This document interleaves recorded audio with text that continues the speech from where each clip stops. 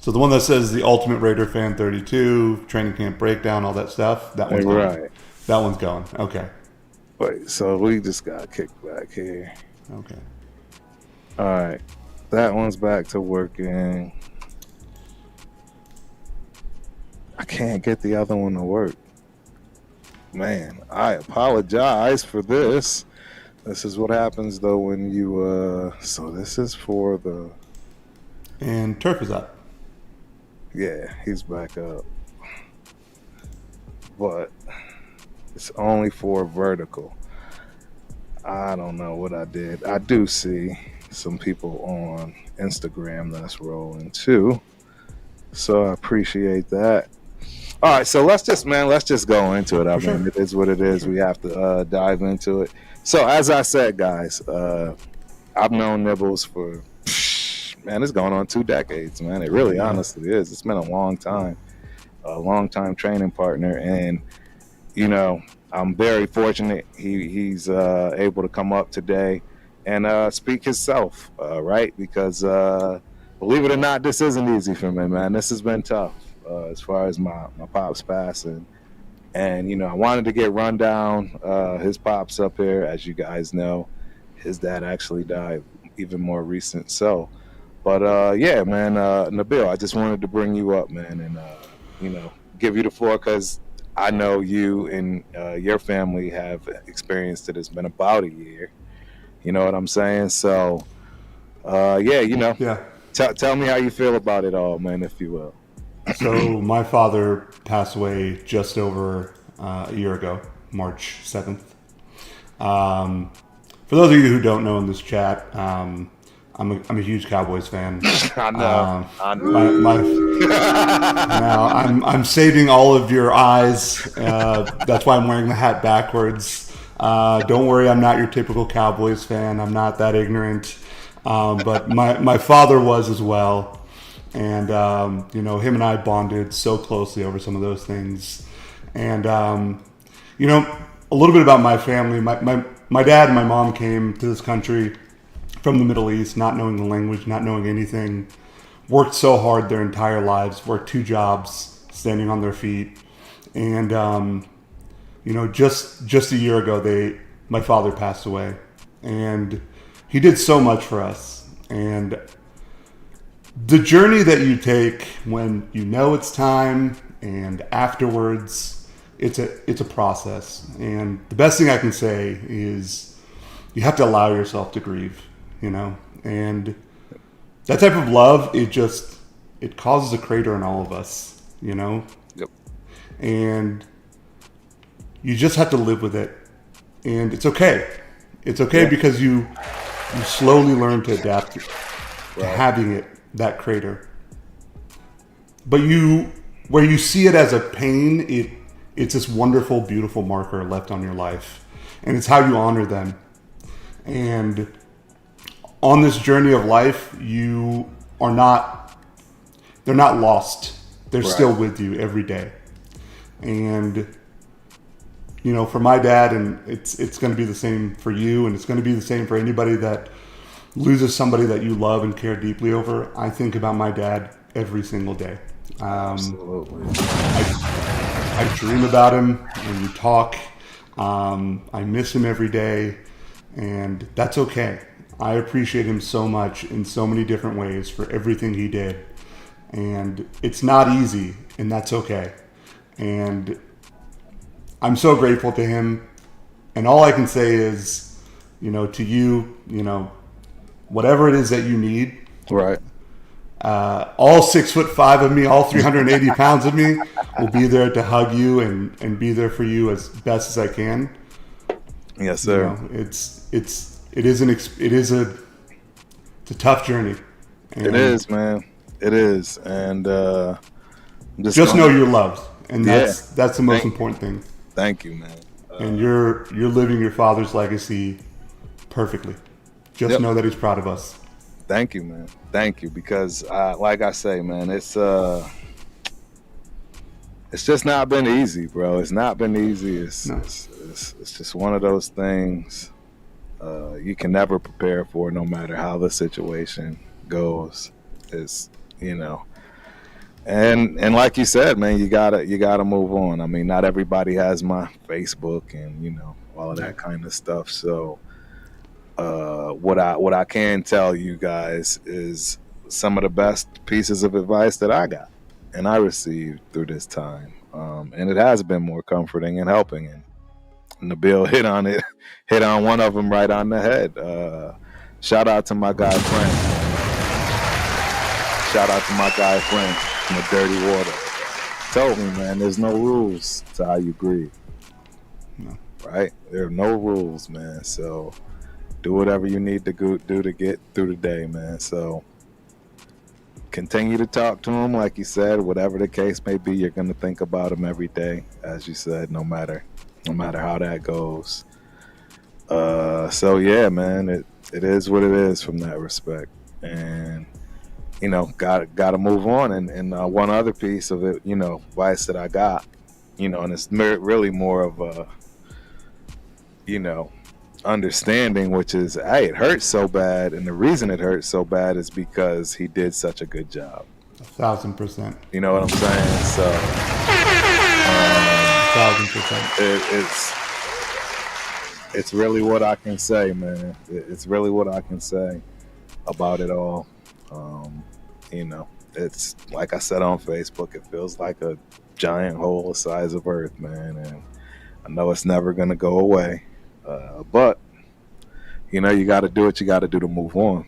I, just like my dad had a job to do, so do I, right? Yeah. And we all know I talk about my babies on the regular, on a constant. So yeah, man. So Go Gophers on that matter too. that's though. right, man. That's right. Yeah, Nibbles has known my daughter since she was like 5-6 years old. This Yeah. big. I mean, everybody's that small to me, so it's all good. Were you in the academy that day? She literally did cartwheels for like an hour and a half. I think I remember that. Cartwheels in the lobby for literally an hour and a half. I mean, she took that all the way to the University of Minnesota. I mean, which is beautiful. It's incredible. She really did, bro. It's incredible. It's incredible. She absolutely did. So shout out to me. I'll say to that end, man, it just teaches us to love who we have left with us every day even more, and appreciate those that are around us even more. I appreciate this. This is amazing. It's wonderful. So it's awesome stuff, man. Yeah, thank you for giving me this opportunity to say this. Absolutely, bro. Absolutely. I'm glad you could make it.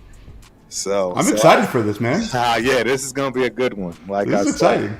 I got to get rid of this other feed so that way people don't go to it. Just got to make sure. Yeah, I'm pretty sure I know which one I got to kill. Have you guys discussed the draft yet? Oh yeah. Oh well. So to be honest, I haven't. Right. So this is another reason why this is kind of a real good show. I've discussed a little bit of it, right? Just a little bit, but not a whole lot because, my dad passed Cinco de Mayo, man. You know what I mean? So, I have not done any content. This is my first show, Nibbles. That's why I was like, I had to have somebody like you with me, man. I'm happy to be here, that's man. been in the trenches, man, if you will. I'm happy to be here, man. Now I know what to pull up on this side of the screen too, because I need the what ifs scenarios of this draft. Right. Let's see, right here. Okay. So I gotta figure out which one of these. It says this one is the one that. Is this thing live? Give me 1 sec. I gotta just double check. It is live. That one's live. All right, let me just double check this other one right here. This one is live, or is it? Monetization is off on this one, so I think this one is not live. No, this one is live. They're both live. They're both live, yeah. Yeah. This is so weird. All right. I'm just going to leave stuff as is. As you see on the screen, you know what time it is. Chat lives matter, man. So let me get in the chat lives matter. Make sure we represent, man. My family, man. Steve Jones in the building. Situation number 9, blowing my mind. If you don't know what that is, Nibbles, that's I see it all in the chat. I don't know what that means. That's Tyree. Got it. Wilson. Yeah, the I'm number ready for that. 7.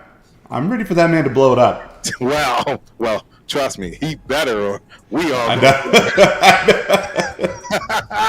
What can we do about Tyree Wilson? Welcome back, my brother. Yeah. So if you go back to Facebook's chat with me and you, if you go and look, you should be able to see exactly what I'm pulling up right now. It should if you on your computer, you can click on that link and it'll pop up, and you'll see everything I'm pulling on top of the screen right now, just as an FYI. So that way, yeah, you can follow along, and when you see something come up, right, as we start getting into it, people ask questions, you can pull them up too. Billy Davis in the building. What up, Billy B? Good to see you, man. Good to just say what's up, man. I'm glad you're here. Hope you enjoy the show, man. My guy Jeff is in the building. Welcome back, brother. Hey, Jeff, I appreciate you, man. Hey, Jeff is one of those guys, man. He checked up on me on the regular. And again, right, not everybody knew, so, I'm not saying this. I just want to make sure I give, props and shout outs to the people that actually, knew what was going on and hit me up. So yeah, Jeff, can't appreciate you enough, man. Cannot. My guy Tony Shepard in the building. Salute to our brother Turf. Yes, sir. Appreciate you for coming through as always, man. Appreciate you for coming through. Pawati, Trevetti, bro, you need any help? Hey, man, I appreciate that, man. I absolutely don't. I mean, and you know what, man? There's some other things that, I might as well just hit people off on. So my dad was military. And I don't know if a lot of people know this about military. As long as you're right, military 2 years and over, honorably, or 2 years or over, honorably discharged, anything along those lines, the cemeteries are available for free, meaning in terms of not having to purchase the container, right, or any of that other stuff. And not only is it free for you, it's free for your spouse. Not a lot of people know that.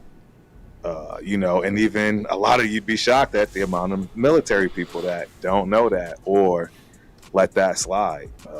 And it's quite a bit of money. It's thousands of dollars. It's not 5 figures, but it's high 4. So very high 4. It's very much close to 5. So I have no idea. Yeah, it is high 4. By the way, that is an ungodly amount of robbery that happens to you in that moment of grief. Yes. So hey, for all you military people, families, and so forth, take advantage of that. 100%, man. It's well worth it. Well worth it. Tony Chef, glad you took some time, Turf. The nation and all of this is always here. Family first, bro. I agree, man, and that's exactly what I did. I just kept it where I needed it to be, man. One of my main men from all the way back, Sacktown Raider Mike, moderator up in the building. Turf, condolences to you and your family. Hey, man, I appreciate that. I really do. I'm going through all of these before we get right into it because this stuff does mean a lot, man. It really does to me, especially at this time. It's still so fresh. Honestly, we just buried him on the 23rd. So, long, process from that respect. Eric, Raiders Haters Hunter, Eric Cachano. Salute, nation. Turf, my condolences. Appreciate you, man. As always. I'm hanging in there, guys. I'm going to hang in there. Raider P. One of my guys, man. That's what it's about, man. Seeing you guys, first people back, people that rock with you from day one. I'm sure there's going to be plenty more. And it is what it is, man. We got a lot of competition this day and age, too. Trust me. If it's anybody that's part of the Raider Syndicate, you already know. You already know what's good there. So it's the competition is stiff. So yeah, I expect to see a lot of other people in there. But yeah, that's what's up, man. I appreciate everybody, and we're gonna jump right into this, man. We're gonna jump right into it. We are talking about training camp. Have you heard anything about training camp? As far as just to give you guys a heads up, and he'll talk to you about it, more so than I can. But he's fascinated with our team, guys. I told TRS they in for a treat. Some may like what they hear. Some may think it's embellishing, right? Some may think, boo, who knows, right? But the kid loves football, man, top to bottom, and he's fascinated with our team. So with that being said, go right on ahead, man. Dive into your thoughts. Yeah, I mean, first off, honestly, I do think you guys are building quite an interesting team with the Raiders. I know we're going to talk about the schedule here in a little bit. We're going to talk about the draft here in a little bit. Yep. When we look at your roster and we see how you guys have drafted, I know you guys were talking about Tyree Wilson. For me, when I look at the Raiders and you look at the AFC West, to me, it can break either way for you guys, genuinely. And in my opinion, depending on how you view this team and the future of this team, it's not a bad direction. Right? I think we have a solid foundation, or you guys have built solid foundation. I think with these last couple drafts, outside of the Mike Mayock led team, I think people have had their head on straight in what they're looking to do and build in the trenches, inside and out. And I know we're going to discuss Ashton Genty, maybe what he means, what some of the recent picks mean, but I think that's very interesting.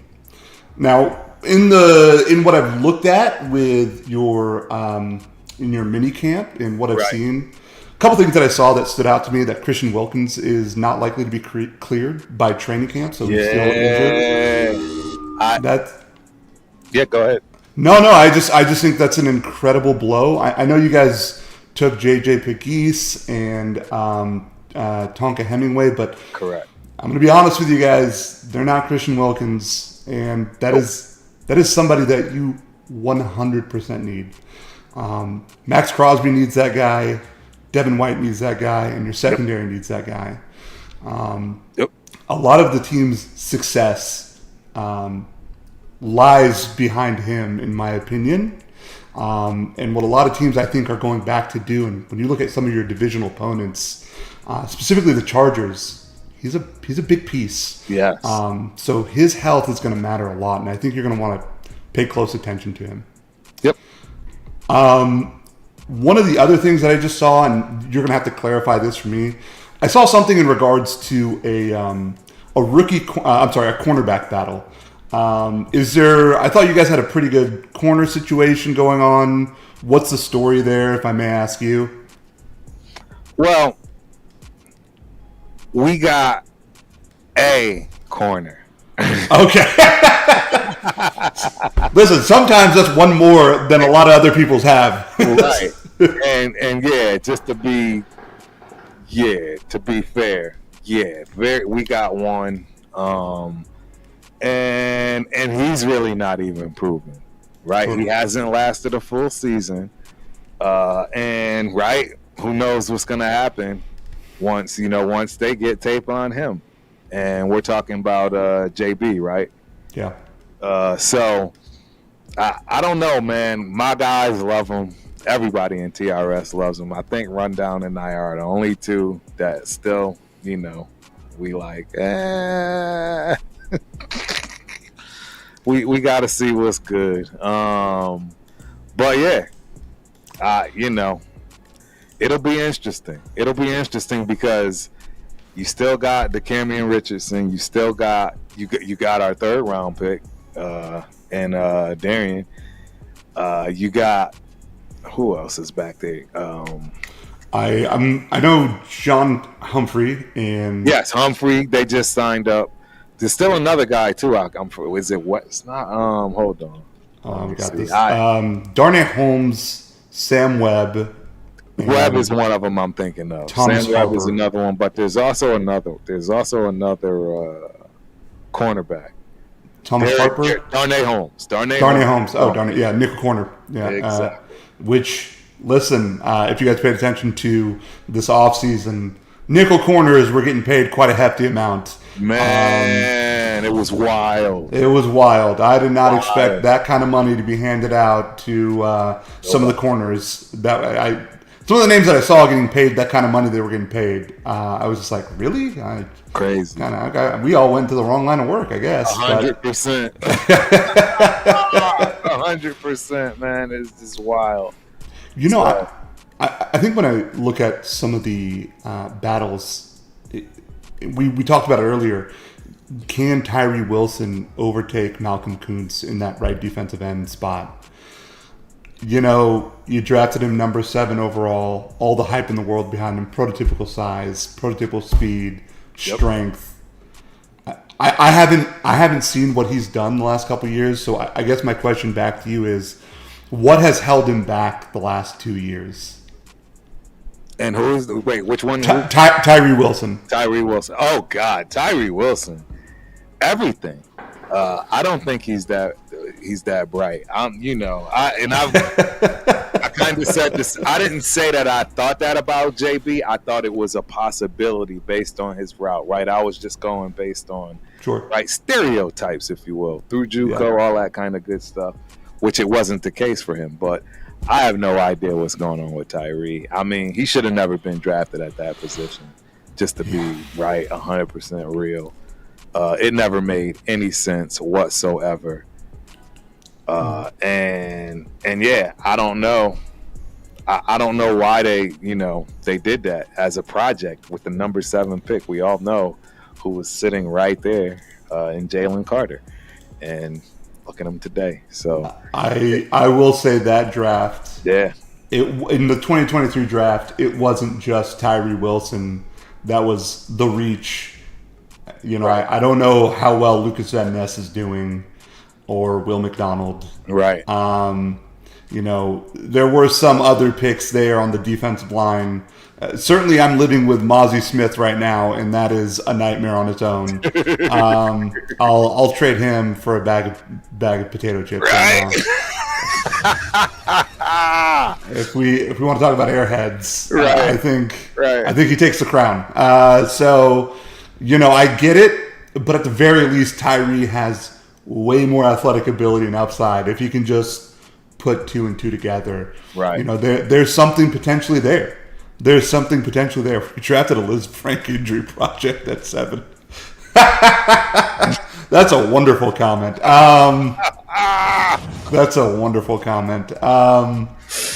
So the other thing is, and just my own excitement for the team, new head coach, new coaching staff. I want to see what Chip Kelly is going to do with the offense, how he mixes up the O-line. I know he's already trying to change Ashton Genty's technique in how he bends his knees. He is a stand-up player, as you saw at Boise. More like an even more exaggerated version of Le'Veon Bell. Correct. He said it's because he couldn't see the O-line, the D-line, which I'm sure you're going to harp on here in a minute. But no. Me personally, I don't think he changed his technique, but I'm excited to see what Chip Kelly does. Right. I do think he's a smart cat, and might not be the best head coach, but certainly as an offensive coordinator might have something. Yes, and that's where I 100% agree with you. That absolutely it's possible we have something with him. The truth is, he's the highest paid offensive coordinator in the league. Yeah. I think by double. Yeah. So for all you people asking Mark Davis to put his money where his mouth is, that kind of good stuff, look, the guy he's doing as told, let alone anything else that you want to discuss. I think he's doing a fabulous job, and It's just we got to sit back. We got to stop thinking we're going to instantly do something yesterday. This stuff takes time. You got to build. That's why I can't wait myself till we get to, wins, losses, because I already know people are going to be booing me. They absolutely will, because they're not going to like what I have to say in terms of, what we got to look at and wins and losses. But I mean, we're still on training camp. Wins and losses actually come right after this. So. Yeah. But training camp. Yeah. Real quickly, congratulations on re-signing AJ Cole. I think he's probably one of the league's best bunters. Best 4 years, 15, right? 4 years, 15 mil. Listen, man, when you have a young team, special teams will be a huge contributing factor. When you're able to pin the ball back on a receiving team, yep, and they're not able to move that ball from the 15, 20-yard line, that's crucial. That's crucial for a defense. So I agree. Good for you guys. I'm glad you guys have a quality special team. As well as your kicker, by the way. He was a former Minnesota Viking, got drafted in the 5th round. Yeah. Cut, literally, I think, the highest scoring player on the Raiders who's played in the playoffs. So, I think you guys have a quality special team there. But congrats on AJ Cole getting a contract extension. If I had to guess next, Daniel Carlson probably should get a contract extension. I would also guess Colton Miller probably would get one. So those are my thoughts on training camp. I'm excited to see what you guys do with the O-line. Hopefully some players shake out as far as some of the rookies. But I do expect to see a step up from previous drafts going into this year. Right. So what I can tell you guys, right, and this is Turf getting caught back up, just doing my digging as quick as I can. You obviously know number one Ashton Jeanty is making his waves, while we're running around in booty shorts and tank tops. You know what I mean? It is what it is right now. There are a few places I've seen, where it was interesting to me, because everyone keeps talking about how built he is. Well, go take a look at him standing next to an Omarion Hampton. Go take a look at him standing next to a Judkins, a Johnson.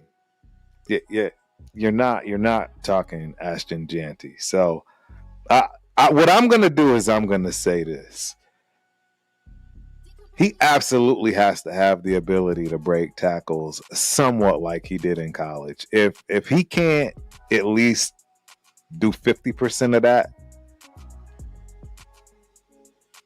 I don't see how you don't label him a bust, because he'll be average at best. Shout out to Kevin Samuels, average at best. Yeah, he'll be average at best. He'll be average at best. So, I mean, that's Jeanty. But, hey, I know people are saying, no, he's killing it, right? The number 2 guy that's killing it, and it's funny how they're going in this rank, right? And actually some people are saying Besh is getting, busy more so than even Ashton Jeanty. Again, against our secondary. Look, guys, I'm realistic. Y'all know this. If Jacorian Bennett is out there guarding Jack Besh, I'm sick. Yeah, I'm sick from what I'm hearing. Talking about he's always open. I don't care what kind of chemistry and great hands he has. You're a rookie and you're eating our best cornerback for lunch. I wouldn't consider that, so let's just hope that's obviously the case. But the bright side of things is Darian Porter. I like Darian Porter. Listen, I'm a big Jack. I like Jack Besh.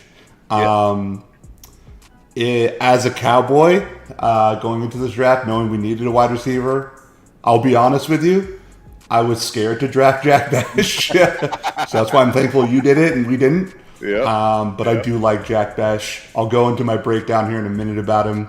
I believe Tony said in the chat, by the way, thank you.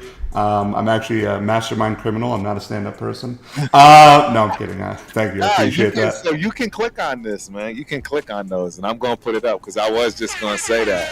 Tone in the building. As I told you guys earlier, your buddy seems like a stand-up guy, Turf. Who are his favorite players, current and all time? That's a fabulous question, Tone. I mean, is it biased if I name Cowboy players or no? Okay, I mean, listen. It's that favorite all time. Favorite all time. Honestly, I definitely, my first jersey was an Emmitt Smith jersey. Running back. That's why he likes me, y'all. That's why we got along so well. One of my favorite players, one of my favorite moments in NFL history, is Marshawn Lynch. It is why I love Damarian Hampton coming out of this draft. He reminded me so much of him. Yeah.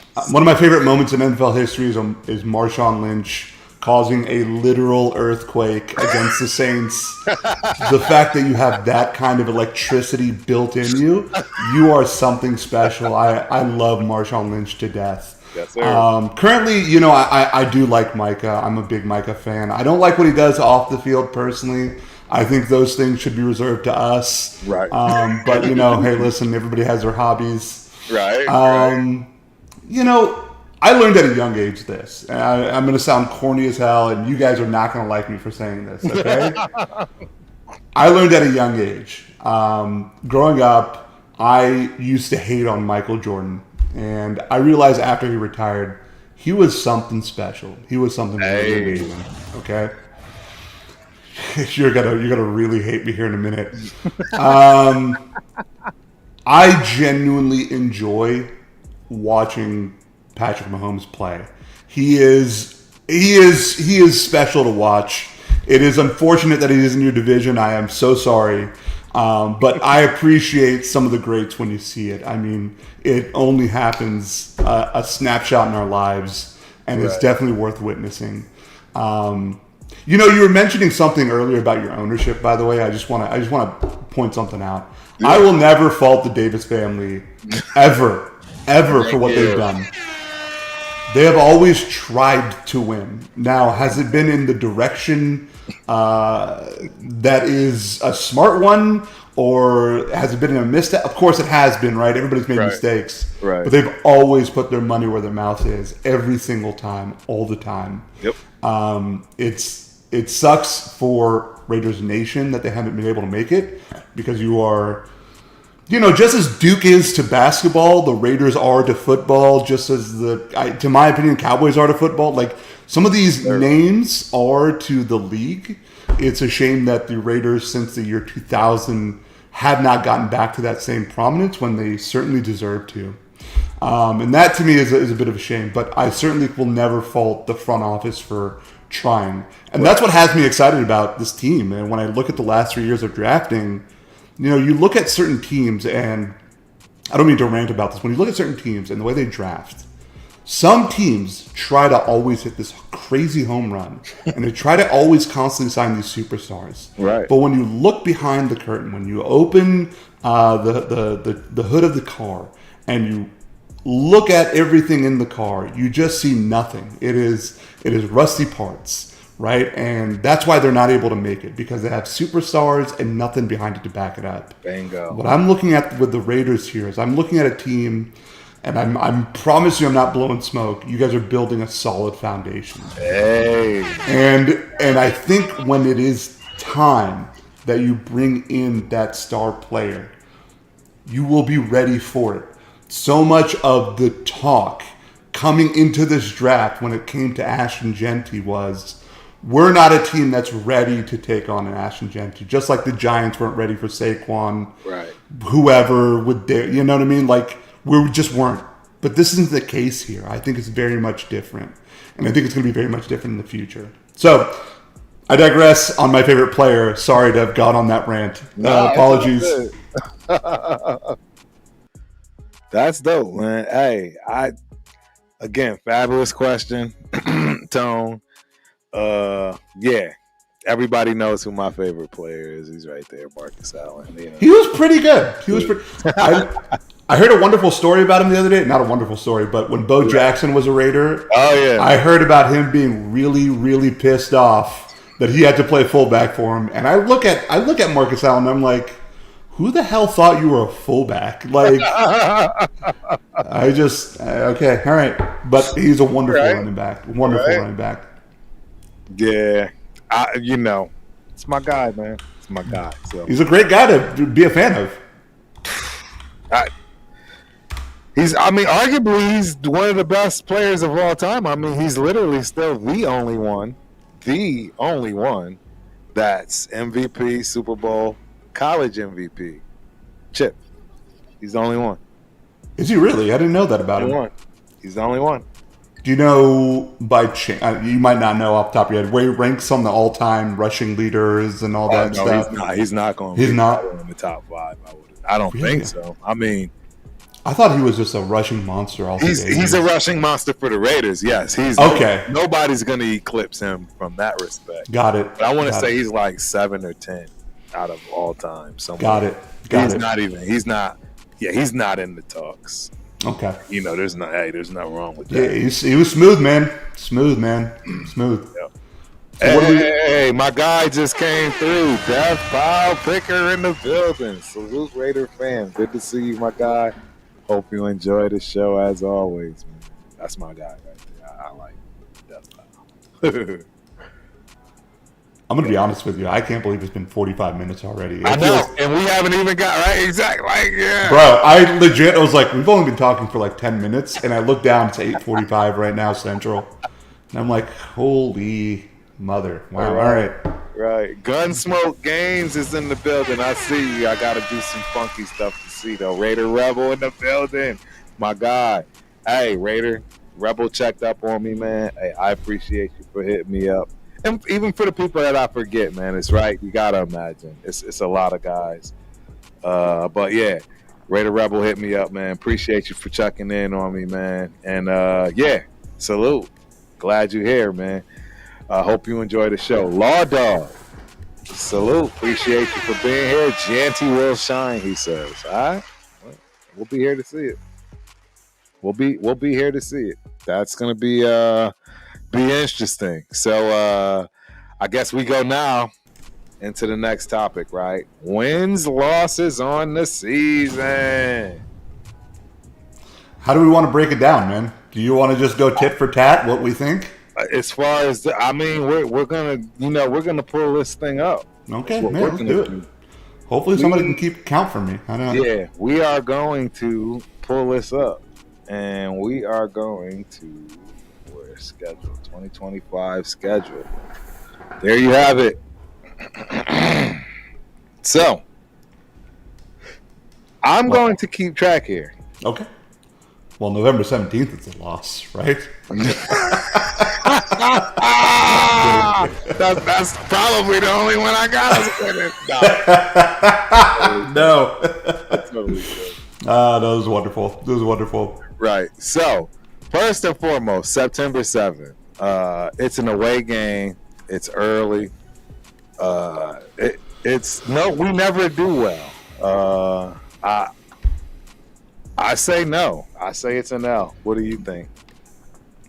You say it's a no against the Patriots? Yeah, I really do. I think that your boy Mike Vrabel is going to have them fired up for the opener.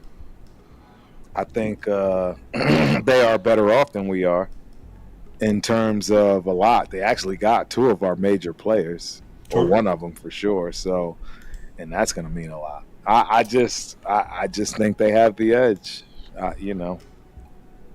I definitely don't. Listen, I know that in this game, I think it's a win. Listen, I know they got Stephon Diggs. They might be able to connect once or twice between him and Drake May, but listen, it's going to be a little bit before they begin to gel. Only because they drafted Will Campbell. The rest of that O-line needs a hug, to say the least. I don't know what they have that makes you say they're going to be dramatically better than you. Because in my opinion, when you look at teams that were drafting where they were drafting in the top 15, some teams deserve to be there and some teams definitely don't. Right. The Patriots deserve to be the number 4 team for a reason. There's a lot of holes there. They're very young. Mike Vrabel has a journey ahead of him. And while they have a great young quarterback, they have a good starting piece on their O-line, I just don't think it's going to be enough for what I think the Raiders have in store for them. I think when the Raiders come to play the Patriots, they're going to come in 12 personnel. They're going to come in 13 personnel. They're going to eat them up with the run. They're going to play the play action. Geno Smith, being a veteran quarterback, plays the game in front of him. And it's what's so wonderful about having Geno Smith and Pete Carroll on your team. They don't play the game to lose. And sometimes when you have a young team, that's all you need. You need to keep the game in front of you. You need the leadership. And they know how to do that. They did it in Seattle. They did it very well. Now, granted, Geno, I said Geno Smith. Geno Smith. I was almost going to say Geno Atkins. Geno Smith. Geno Smith does have issues in the red zone. But that's also why you have some of the pieces that you have to help him. Right. I certainly think this is a very winnable game. And I'm giving this game the win. So, for me, it's a W. No, hey, trust me. I'm sure we're, at odds in this chat here. We'll see.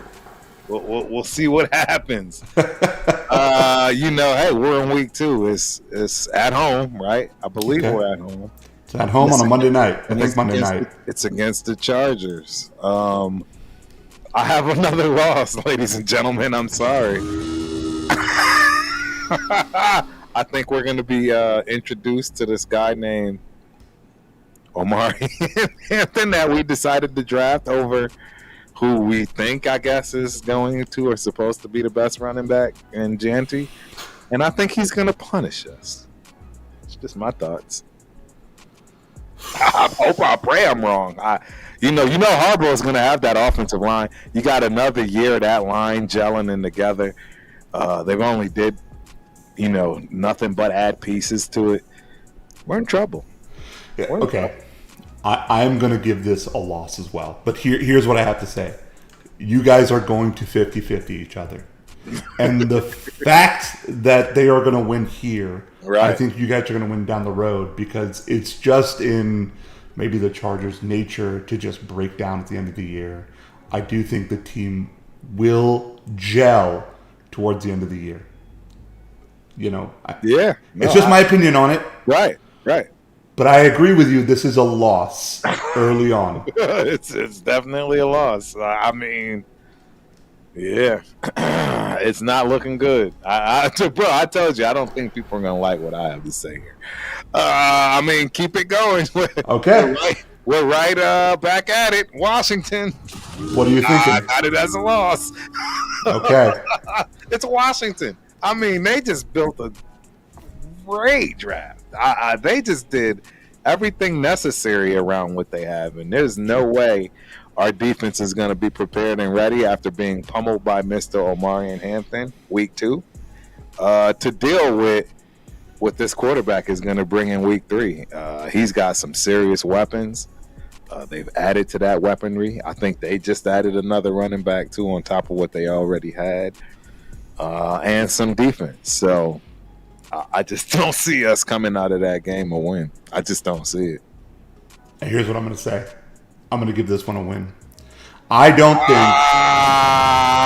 look at Nibbles. What a dog. He got us going 2-1. Let me tell you something about Dan Quinn. All right, I know this firsthand because he was our defensive coordinator for 3 years. And he did an admirable job. Believe me, he did. But there's one thing about a Dan Quinn defense that you have to understand. Right. He does not play the run very well. He builds his offense to play against the pass. He tries to force a deep lead early and forces you to pass. But when you're a Pete Carroll, you just know this. You understand this. I think you're going to stick to the run. And I don't know if they know how to stop that. On top of which, that O-line in D.C. is trash. Tyler Biotish, who's a former Cowboy, cannot beat anybody.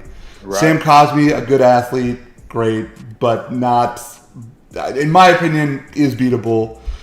I don't know anything about Nick Algeretti. Laramie Tunsil holds for days. Right.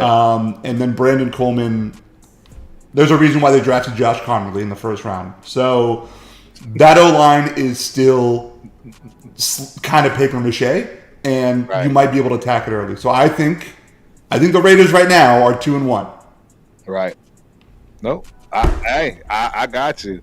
Shout out to Law Dog. This Raiders team is going to be a lot more surprising than people think. You want to know what's funny, Law Dog? I agree with you. I believe the same exact thing. I really do. It just doesn't. It's not going to reflect in our record. I'm just going to keep it a beam with you. It's not going to reflect. It is not going to reflect in our record. Not even remotely close. Because I mean, you got us a W there, but I mean now we're somewhere. I think we got a shot. That's week 4 in Chicago, or is this? I don't even know if this is a home game or an away game. I'm going to have to assume This is because I don't. It doesn't. This is a home. This is a home game. It is a home game. This is a home game. Now look, I ain't gonna lie to y'all. I still got PTSD from the last time Chicago came to Vegas. So I can pretty much assure y'all Turf is going to sit this one out. I'm not coming back to Vegas for this game because they literally took over the city. They took over the city 100%. So with that being said, I still think we come out on top. Turf finally has us getting our first dub of the season. This is where we get our first win of the season against Chicago. I think as much offensive firepower as they have added, they are a little out of their depth defensively, and that is an issue for them. And they also don't have a run game. So I do think this is a win for the Raiders as well. Didn't they just get somebody though for the run game? They have DeAndre Swift, who, if he can make it 4 weeks, I'll be surprised. They have Roshan Johnson, who's been in the league for a couple years, but hasn't really developed too much outside of he is what he is. Right. And then they drafted Kyle Monangai, who Yeah. is a bowling ball. I like Kyle Monangai. That's who I was getting towards. Hey, look. I don't expect Kyle Monangai to be that guy just yet. Look, I'm just going to tell you this. I'm telling everybody this. This is the best running back draft class of all time. Of all time. No, of all time. Of all time. Of Probably. all time. Of all time. Listen to what I tell you. This is the best running back draft class of all time. All time. And I don't disagree. And I'm just telling you, it's going to be interesting to see. I have us winning this game. I assume you have us winning this game. I gave it to you guys. Yeah, I figured. Yeah. I figured. So now, October 5th, we're at the Colts, right? How do you not beat exactly the Colts? Exactly, another dub. I don't. Do we have to really go into this one too deeply? Nah, we don't. Exactly. Okay. Let's just move on, right? Titans. Do we have to go into that one too deeply? No, I agree. Nope. Titans is going to be a W as well. Okay. Now, though, we come to KC. Now the chickens come to roost. Yeah. We got happy because we got even, right? We 3-3 now. We got even. The morale is high, right? Everybody's, singing. And, hey, we still got a shot at the playoffs, right? Y'all know how we do. You know how us Raider fans do. As soon as things get even. I mean, in my opinion, you guys are 5-1 going into this game. That is true. Yeah, you're right. You're actually right. You have us at 5-1. I have you guys at 5. You're at I'm at 3-2. 3-3. That's still. I mean, you guys are going to get your ass kicked here, so it's probably 5-2 right here. Going into the bye week, that's not a bad thing. It really isn't. I agree. Coming into the bye week, you know what I'm saying? We're 3-4. We're one game away from where we were last year. I think it's pretty good. I'm not mad at it. And hey, we're coming off our bye week, and we get to go see Jacksonville. Right? That's a winnable game. I think it's a dub. Where are you at with it? I think it's a dub. They're nowhere close to us. They're not there yet, they need a few. They're the thing that I talked about a few minutes ago about having superstars, but when Right. you open the hood, it's not much there outside of the few pieces that you see. Right. You know, there's Trevor Lawrence, there's Travis Hunter, Brian Thomas Jr., who I just adore as a wide Right. receiver. Right. That's it. Right. I mean, there's some pieces on the O-line, but God help Trevor Lawrence. Here's a question. Let me ask you this question. I'm just curious as to Raider Nation how they feel about this, right? Yeah. Let's say the Jags go another year and they're like, God, this experiment with Trevor Lawrence failed miserably. Okay, and they call the Raiders, they call Tom Brady, they call whoever's in your front office, and they're like, "Hey, man, give us a 1 and a 2 for Trevor Lawrence. What do you say? You're the GM. What do you say?" Absolutely not. Wow. I'll pass. Okay. I'll pass. Do you look into next year's draft for a quarterback? I'm curious. Next year with what we have currently? Yes.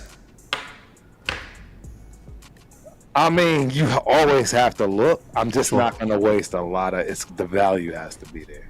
Okay. and not only the value has to be there, what I have currently in the bank Yeah. has to be on its way out. I mean, hey, see, this is where I'm about to get in trouble, man. You about to get me in trouble, man. I'm so sorry. This is what I do, though. Yeah, I am still an Aiden O'Connell fan. Yeah. Ooh, what a tough take, dude. That's a tough take, in my opinion. Hey, and I'm telling you, I'm about to get murdered. I'm about to get murdered in this talking. I look, he's not off the team. He's going to be a really good backup for a long time, in my opinion. That's just how I see him. Look, I think the kid's going to get a shot, and I think he's going to surprise the hell out of people. We're getting derailed. I'm sorry. Sorry, let's keep going. Keep going. I apologize. We got a good long show. It's going to be great. This is going to be fabulous. Thank you, Nibs. Bro, Nibs. I appreciate you having me, man. Bro, it's good you here, man. I needed you here for this. I appreciate you having me, man. Look, so let's dive back into this. Denver. We're at Denver. Yeah, I don't see us winning this game. I don't see us winning this game. You guys are in Denver. Yeah, it's not going to happen. I don't see it either. Yeah, so this is a tough one for me to. Yeah. They're just a well-ran team already with what they have. Right. Yeah, I think that's a loss too. Yep. So all right. Let's see, where are we at? Dallas is coming to Vegas. Hold on. Somebody says something about Sure. Man, I missed it.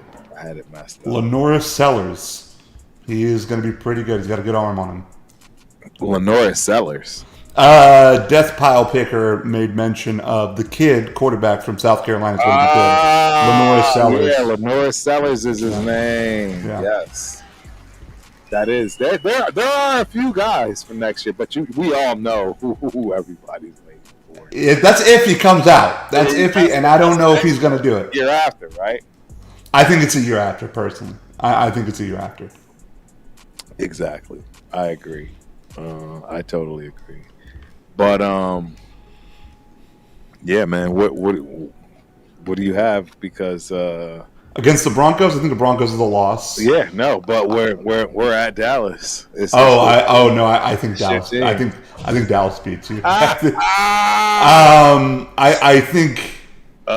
Here's the thing. Like honestly, we are in Vegas, right? Yeah. I think honestly, if you look at the playbook that Green Bay had, that the Cardinals had from a year or two ago, and you guys run the play action, eat the middle of the field against us, and run the ball. Right. If there's success there, you're going to have us on our heels. If Tyler Guyton, right, to me, right now, after the acquisition of George Pickens, it is on our offensive tackles, whether we succeed or not on offense. And if you guys are able to attack our offensive tackles and they're not able to, I don't know, nut up, then it's going to be a long night for us, a long season for us. Right. That being said, I have confidence this team is in the right position, in the right place to take advantage of having 10 plus wins. I'm not being I promise you, I'm not being like we're Super Bowl or bust this year, but I think we had a quality draft. I think we had some good acquisitions, and I do think George Pickens really frees up CeeDee Lamb and our tight end, Right. as well as Dak Prescott to do some things on this offense to move the chains. And I think it's just going to be tough for you guys. I really do. CD is a dynamic receiver. I think it's going to be tough. Yeah, I don't disagree, bro. I do not disagree. Not even a little bit. So I consider this an L, but I do consider the Browns. Yeah. I mean, it's next up. Next up, Browns. Obviously, it's. I would love to see Shador playing against you guys. That would be amazing. That would be funny. Yep. That would be funny. What was your opinion on that? I'm just so curious. Not to derail again. What was your opinion on Shador falling? No, it was BS. It's nonsense. It's retarded. It's obviously blackballing. It's colluding. It's all of that in between and everything and then some, because we all know exactly why. It's because of Deion. Is it partly his fault? Yep. He's not going to be absolved, or, you know what I'm saying, not held accountable. Right? You know, I get it. You want to act like you're the Mannings and all, but you know what I'm saying? Put your hand on the stove and get burnt. You know, that's what you're dealing with. So, you know, it's a whole lot of nonsense. Shador Sanders is not a fifth round pick. It's ridiculous. It makes no sense.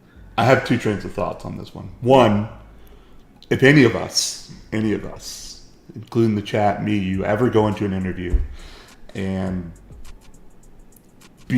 are unprepared in the way that we heard he was unprepared, right? The chances of our success are going to be very low to get that job. Very simple. However, that film said a lot. The quality of talent that he is said a lot. And the truth is, the league was trying to make a point. And that point was kind of exaggerated a little bit. Yep. Not a little bit, a lot. I heard a story by Rob Gronkowski like a week ago where he talked about how he went and visited with the Patriots and how he was hungover and didn't remember a single play that they drew up on the board, didn't care, was asleep in the office. And literally when they asked him to drop the play they drew up, he told them, listen, man, I don't remember. Either you're going to pick me or not. I'm tired. And that's it. That's all he said, and they picked him in the second round. Right. So I kind of think it's a bit of BS, and I think the league probably went a bit overboard on this one. They above and beyond. Yeah. Now, do I think he was a first-round pick? Not really. Do I think he was a fifth-round pick? No. I do think he's probably somewhere around a second-round talent. That's how I viewed Shador. And see, that's where I don't agree with anybody. I think he was the best quarterback ready right now to play tomorrow quarterback in the draft. I'm saying that out loud. That's fair. I think that the ceiling for Cam Ward is way higher. But the Tennessee Titans are going to absolutely wreck Cam Ward. So he's going to be. I think it's going to be tough. He's going to be an afterthought. Just like Levis. He'll be an afterthought. Nobody should get shit canned for their opinion on quarterbacks, because at some point in time, somebody thought Josh Rosen was worth the number 10 overall pick.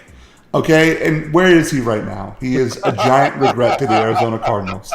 Right? This is not a science to anybody. Everything I'm about to tell you guys about every pick that you guys had, it's not a science. I mean, it really isn't. If it was, every number 1 overall pick would be in the Hall of Fame right now. And it's just doesn't work that way. It don't. Okay. That was my question. You guys are going to kick the hell out of the Browns, by the way. So that's how I see it. That's a win, in my opinion. I agree. So Raider Pete says Deion trained Shador how to carry himself in interviews, and the name alone won't recover from the cockiness. I agree. And Deion's made some mistakes, so that very well may be where some of those mistakes are made as far as that interview is concerned, man. I agree. Yeah. My main man, Robert Pena, in the building. Salute, Robert Pena. Appreciate you for coming through as always. Hope you enjoy the show. Man, it's been a while, man. It's been a while. I know I've been gone way more than a while. So, yep, makes sense. Shador should have taken after his brother and should have hired an actual agent to give him real feedback. I mean, Dion should not have been the one. Nobody's going to lie to Dion. So they all like Dion too much. That's the truth. Shador should have gotten a real agent. No, I agree. So, we're at the Chargers game, man. I have you guys looking like monsters right now. I got to slow the roll on this one. I already told you, you're drinking that Kool-Aid like I used to drink. I am no longer a part of that. I no longer am a part of that. Nope. I refuse to do it to myself. I did say it would split, though, so I'm going to give the win. But trust me, this is all going to come to a pretty quick screeching halt right now. It has to at some point. It will. It will. And got us with 3 losses right now. Do I only have you guys with 3? That damn. It's absurd. Right. It's absurd. This is ridiculous. It's absurd. This is ridiculous. It's absurd. I feel terrible. I'm gonna have to scratch some of these wins off. Hey, we're back to the donkeys again. Back to the donkey. That's amazing. Yeah. Oh, you didn't know that was I didn't know that. No, Denver donkeys. That's a loss. That's a loss for you guys. It's again another loss. Yep. It's another loss. I agree. I think they sweep us. I think they're about to start getting a little bit of revenge, man. And then it's the Eagles, man. There's nobody even. There's no reason to discuss that. The She-Eagles are going to win. And then we got to go to Houston. There's no reason, in my opinion, to discuss this. That's a loss. Exactly. Yeah. I think that the next couple are pretty obvious. Like the Giants are a win. The Giants, we win. Yep. We win. Kansas City is another loss, unless they're so far ahead in wins that they just put their backups. Everything is going to matter. Everything is going to matter. Everything is going to matter. So we'll count as if it matters. That's a loss. Right. So where do I have us? With that being said, 1, 2, 3, 4, 5, 6. Okay. So you got us going 10-7. Shout out to Nibbles.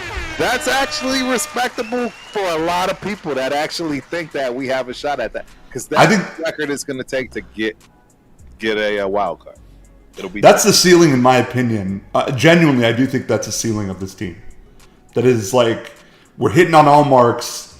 Everyone's doing their part. Everything is gelling. Now, the opposite of that is we're back at the number 5 pick next year. By the way, guys, that is the harsh reality of where we're at. Right. Well, hey, look, Turf was real honest for the first time in quite some years. I got us winning 6 games. 6 games. That's 6 games. The Giants, the Browns, the Jaguars, the Titans, the Colts, and the Bears. We're losing to everybody else. You have the Patriots. That is a game, and then we both. No, you have it broken up. Chargers. I have us losing to the Chargers. Yeah, and the Commanders a win as well. Right. So, yeah, it's. I mean, hey, I don't know, man. It is what it is. I don't know. It's interesting. I mean, I also think you guys are not in a fun division, by the way. No, it's one of the worst. It's one of the worst to be. 100% one of the worst. I would pray that I'm in the AFC South every year. I wish that's where I was.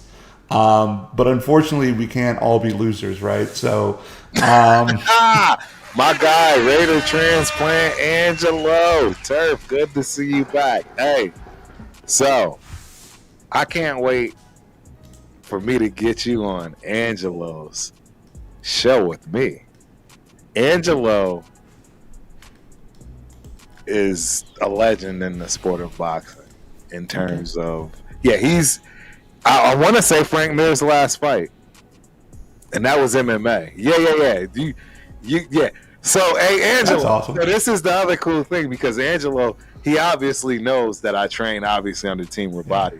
Well, Nabil is Robbie's little little brother. And the funny thing is, none of y'all know any of this background. But these dudes are giants. I'm just Little's quite metaphorical at this point in time. Robbie and Nabil are giants. They're giants. Like, yeah. So, but yeah, man, this is one of my training partners. Pleasure to meet you. Transplant. Yeah, absolutely. And I can't wait. You know, he's boxing all day, all That's night. awesome. He sleeps, eats, That's drinks it. Exactly. Yeah. I want to know who his top 3 favorite boxers of all time are. Oh wow! Trust me, he's going to answer it right now. I'm waiting for it. Who are your top 3? Well, I know one of them, but I don't know if you'll be surprised with it or not. Okay. And it's a little biased because once he puts it there, I'll tell you. Okay. But yeah, talk about another long 5, 6, 7 hour conversation. Oh, absolutely. Yep, absolutely. Getting Angelo on here, it's game over. It's game. We're just gonna have a fight night companion podcast. It would be crazy. He already does it. Yep. And as he says, looking forward to our show coming up soon. It's definitely coming up, brother. I promise you, there's no holding back anymore now. I even actually thought about some things I'm doing and changing it, so I got a drop screen. Yeah. Look, I told you he'd answer quick. So hard to pick, sir. Very hard to pick. Very hard. But I know he's biased towards the Mayweathers because they obviously helped him, right? He learned from all of them. Roger, they're pretty good. They're pretty good group of people to pick from. I'm just going to be honest with you. He learned from them all, right? He's learned from quite a few guys, right? But the Mayweathers are definitely one of them. And like I say, he's trained a lot of talent across the board, champions all the way down from MMA, boxing, the whole 9. But as you see his name, he had a liver transplant. Okay. Had a liver transplant. So I'm glad it went well. I'm exactly. assuming it went well. Right? Yeah, okay. I'm glad it went well. Yeah, he's here. And that's what matters. But Hands of stone. I told you, I knew he'd do it because, hey, his top 3, Roberto Duran, Manny Pacquiao, and I already know, Floyd Mayweather Jr. But yeah, those he says his top 3 favorites. That's not a bad top 3, man. That's not a bad top 3 at all. I don't have anything Manny Pacquiao signed. Thank you for bringing this up, Raider Transplant. Where's John Scully when you need him? Scully! I'm hollering at you. Thursday, man. Thursday night, shameless plug, right? Dead in the Water. My guy Spence, myself, we talk about it all. And I'm pretty sure there's going to be a good game we're watching, right? Maybe it's the Knicks or I don't know who, but somebody's going to be playing Thursday night. It's probably going to be a good game. So tune in. Yeah, but that's his top 3. Like I say, you don't get us started on boxing. It'll never end. And we'll lose all our Raider fans for the night. Nah. It's wild, though, actually. There's a lot of cross, fans, per se, if you will, from that respect in terms of you know what I'm saying, boxing, as you can see right here. Death Foul Picker picking it right up. Ali, Ray, and Hagler. So I shouldn't talk about how much I love Tommy Hearns. Tommy Hearns, bro! You talk about a sniper. You talk about a sniper. For anybody that is tall, you watch yourself some Tommy Hearns. You mimic yourself after that man. I ended up loving watching Andre Ward towards the end of his career. And I was like, man, I'm so sad that I caught on to him so late. Andre Ward is a skilled, 100%. just to the art, man, to the art. Yes, a lot of people he never got his in my opinion, he never. Agreed. Yeah, it's true. Flowers, but welcome to the boxing podcast, everyone. Right, exactly. Because that's what we would have almost turned this into. Because we're gonna change up, right? We got one last situation, and that is who will survive, right? And you guys might be thinking, what do you mean, who will survive? Well, who's gonna survive, man? As y'all can already tell, Nibbles pays attention to our squad. He pays attention to all that stuff. So, with that being said, who will survive? Right? this is what we got here, man. We got all of our draft class, and this is not including the undrafted free agents. So let me just tell you real quick, right? Because you remember that we had that whole conversation about who was doing good. Well, there's this kid named Ja Joyner.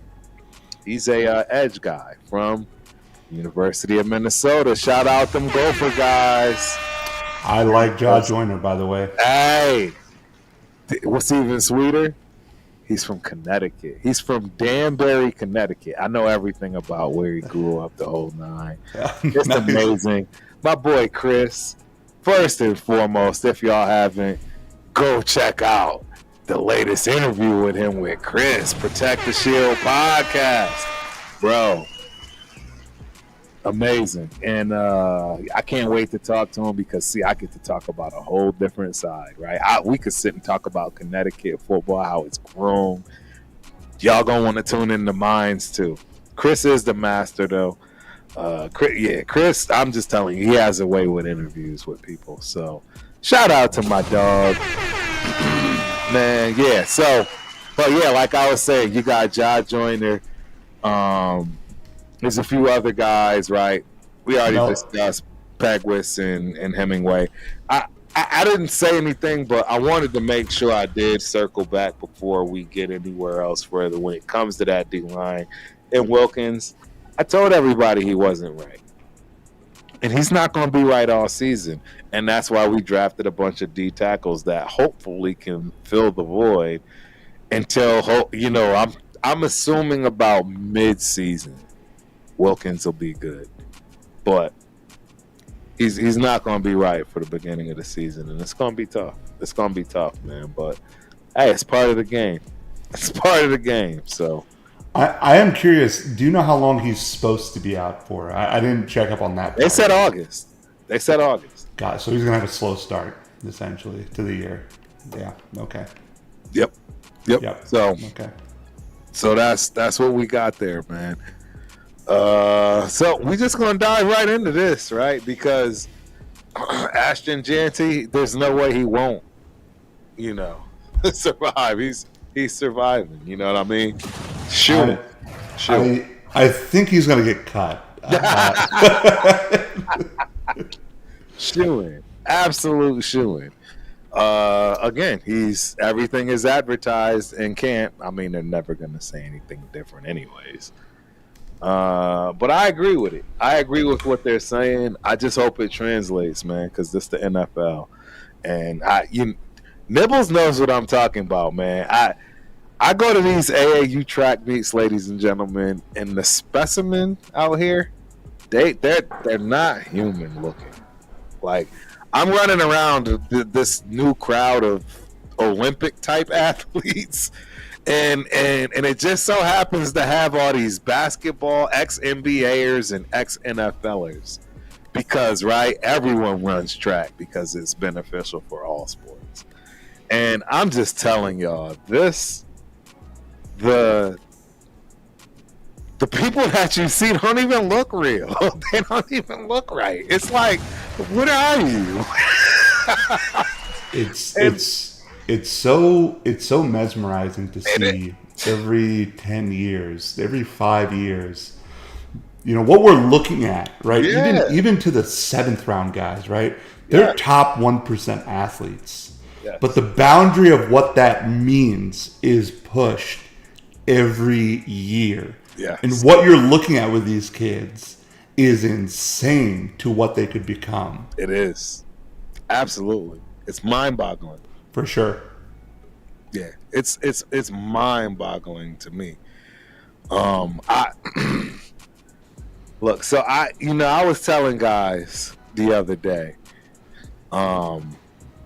this is how it was explained to me. And it really opened my eyes because obviously I've been around locker rooms, NFL locker rooms, all professional football locker. I'm talking all of these leagues. I've been around all of it. But the analogy this man gave me, it really stuck out, man. It really stuck out. And he said, man, you are literally in the jungle. You are in the jungle. When you walk into an NFL locker room, You looking at elephants, gorillas, cheetahs, and they can all kill you in their own right. Right? You know what I'm saying? The cheetah being the fastest. You know what the cheetah is, right? And it's really literally a zoo, and you're looking at these people like you just don't even look right. No. Because you're literally a specimen. Like, you know, whether it's a freaking, has anybody looked at Miles Garrett? It is. He is a superhero. He is Superman.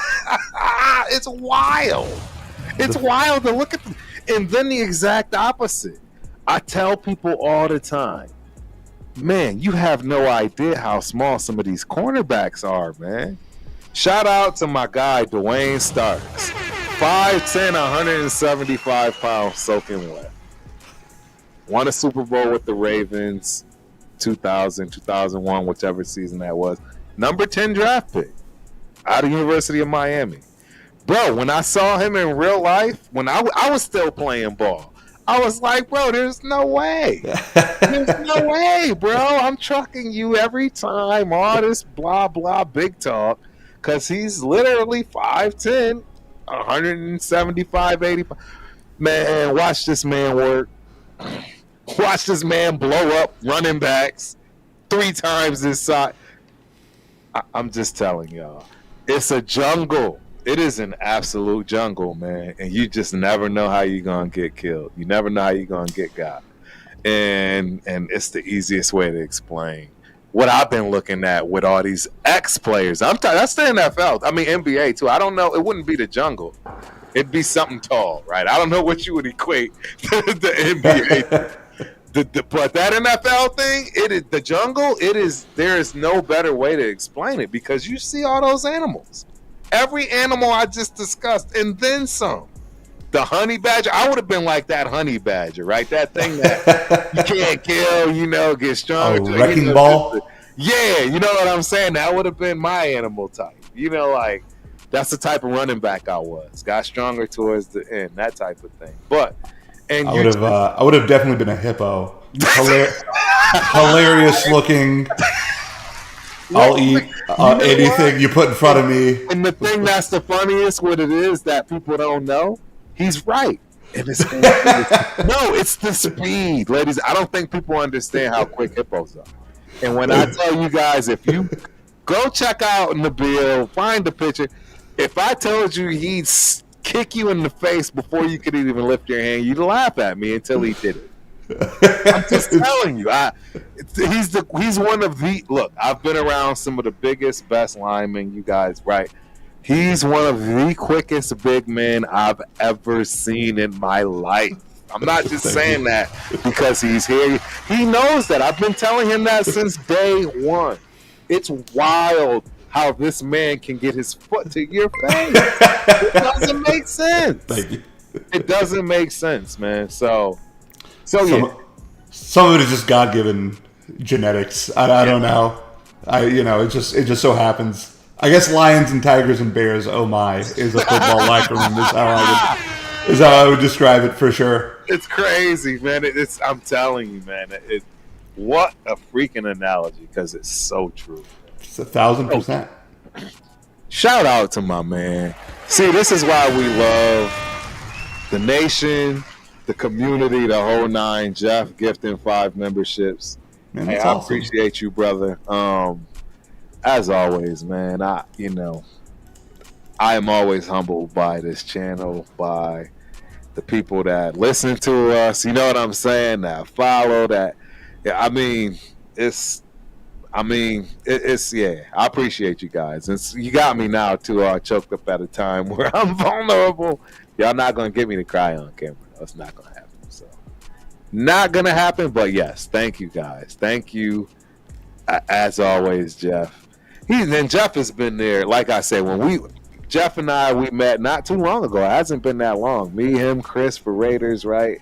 It's been several months now, but man, he's been a rock, and I really appreciate everything that he does. Not only just for me, but just the Raider community. Because that Nibbles, we have a special community, bro. The Raiders, it's just different.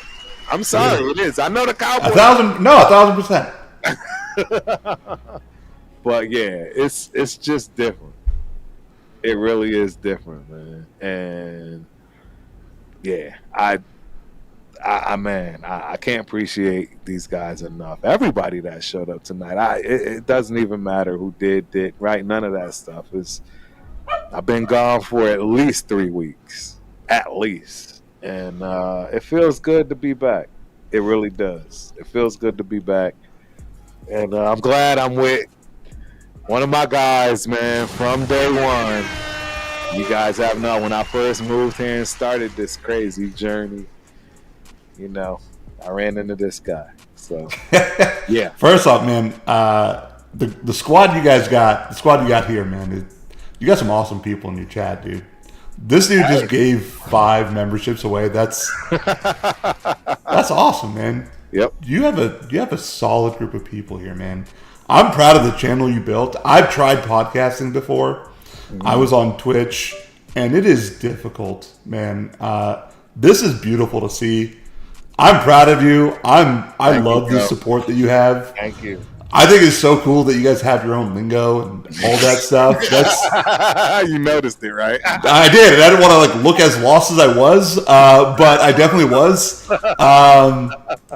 But it's awesome, man. That I don't know if I can curse, but that stuff is beautiful. Yeah, dude. hell yeah, you can. Oh, that's just beautiful, guys. I like it. Yeah, man. This is wonderful, dude. This is wonderful. That's what's and I hope I don't break anybody's hearts with some of the things I have to say, because I saw somebody gave Tonka a shout out with a swole sign to it. Yeah, right. Oh, yeah, I'm sorry. I didn't agree with that pick either. So yeah, we're getting into it, right? You let me know when you want me to jump into it. And I'm all in. Yeah. So I mean, we already know Ashton, right? So Jack Besh, he's actually been the guy talked about the most. Okay. As far as the draftees, right? Not the undrafted, the draftees. Between him and one of my other soon-to-be all-time favorite Raider ever, and it won't even matter where he goes in this journey, because y'all should already know. Because that boy is a Bobcat. Touchdown Tommy, baby. Let's go. Hey, Bobcat. Well, yeah, man. Where we at with this? It's Jack Besh. I think Jack Besh is I don't know. I'm not gonna lie. See, I don't know. I'm not gonna lie. I don't know how I feel about Jack Besh. I'm gonna just keep it a thing. I didn't want him at this position. I didn't want Janty. See, and that's why Nibbles. I gave us a C. C for Kyle. Yeah, boo turf. I gave us a C. And that's let me take a step back. Let's just start with Genty. Who would you have rather had? An offensive lineman. So you would have rather had Membu or Banks? Defensive lineman, yes. Oh, defensive lineman. Either one, offense or defense. Somebody you're set for the next 10 years. Like a Jalen Carter that we could have had that time. Instead of Here's the thing, right? And here's where I'm going to break this down. Especially when it comes to defensive linemen. Yeah. When we left Mason Graham and we left Abdul Carter, dude, there wasn't a guy. I agree. Okay? I don't like Mykel Williams very much. I like Kenneth Grant, but I thought he was a reach. Right. And Walter Nolan, I understand where teams were obsessive over him. Right. But that is not a risk I would have wanted to have taken. Right. Now, when you look at Ashton Genty, he is a rare player in the sense that, and I learned this lingo not long ago. He's what's called a red chip athlete. Oh, 100%. There's blue chip athletes, there's red chip. A red chip athlete is as close to a surefire guy as you can get, right? And I guarantee you anybody that if I'd have put Ashton Genty as a two-way player like Travis Hunter, he'd have won a Heisman. for the numbers that he put up. Let's just say this: the guy has amazing contact balance, which is the thing that allows him to shed blocks and maintain momentum through traffic. Right, the dude already has really good vision on all three levels on the defense. Right. He runs with really good pad level. I know we don't like his height, right? But not everything in this world can be ideal. There's always something. But when you watch him and you watch a game against Oregon, he's still a workhorse. He's still a game breaker. He still knows how to find the end zone. Right. And when you're picking 5 overall, you got to do something sometimes that says, how do I flip this team? How do I give us a chance? And I agree with you. Sometimes you look at an Armand Membu, you look at a Kelvin Banks, and you say, sometimes you just need the guy that has the surefire ceiling that contributes. It's not going to fuck it up. Correct. But when I can get that, right, and have high impact, you just take a guy like Ashton Genty. Of course, the negatives: less than ideal size. You worry about the heavy usage, the fact that he's a running back drafted early, and he's had some ball security issues, I'll admit to. But when you carry it 374 times, you're playing the odds, people. I promise you. But I think when it comes to a real change, when we looked at that record and we said, I said 10 wins, you said 6 wins. I saw in the chat somebody said 8 wins. Right, correct. I think some of that is a big contribution on Ashton Genty and what you're now able to do with your offense, what Pete Carroll is able to do. So much of Pete's success, what everybody else was able to do in Seattle, was hinged on Marshawn Lynch and how well they were able to move the ball because of him. Russell Wilson, I'll give him credit. He was able to take what skill he had and molded it. But the truth is, he owes everything he has to Pete Carroll and Marshawn Lynch. Right. You saw what he became in Denver. You saw what he became after Marshawn left. You saw what happened when everybody was touting, let Russ cook. He just isn't really that guy. And it's really predicated on the run game. And I think you have the perfect guy to where you keep the game in front of you. Coaches now more than ever are wanting to do 12 and 13 personnel. Right. And so badly we all want the Patrick Mahomes. But so rarely do we ever get that. And what do we do to supplement something like that? Right. You have to build a great core around him. And you really, in my opinion, you really did that. You really did do that with Ashton Genty. I would have killed as a Cowboy to have gotten Ashton Genty. I would have killed. That I do know. And so I wish I had chicken wings right now. Looking at the chat, that sounds delicious. I missed dinner for this podcast. Chicken wings. Listen, do I think he's going to run for 2,600 yards again? No, hell no, and I pray to God he doesn't. Right? That's the truth. Right.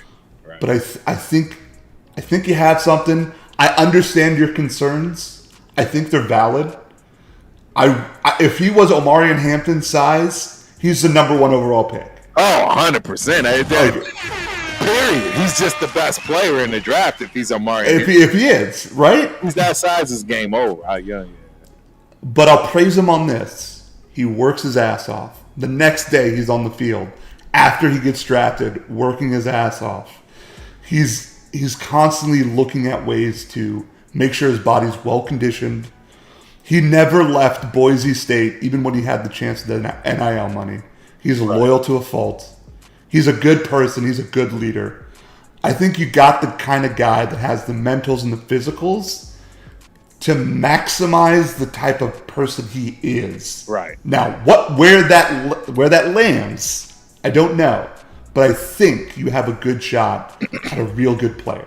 That's just my opinion. No, you know what? I agree because of the supporting cast. Shout out to Brent Beers, waving a hand, Raider Nation. I'm off to bed. Have to be up at 1 a.m. listening as I fall asleep. Hey, good to hear from you, Brent. As always, like I say, I know it's been about a month, and I know your schedule's a little wild, even though you're in Cali too, I think. So, but hey, appreciate you for coming through. Hope you enjoy the show. Hey, we got my guy. 805 Raider in the building. What's good?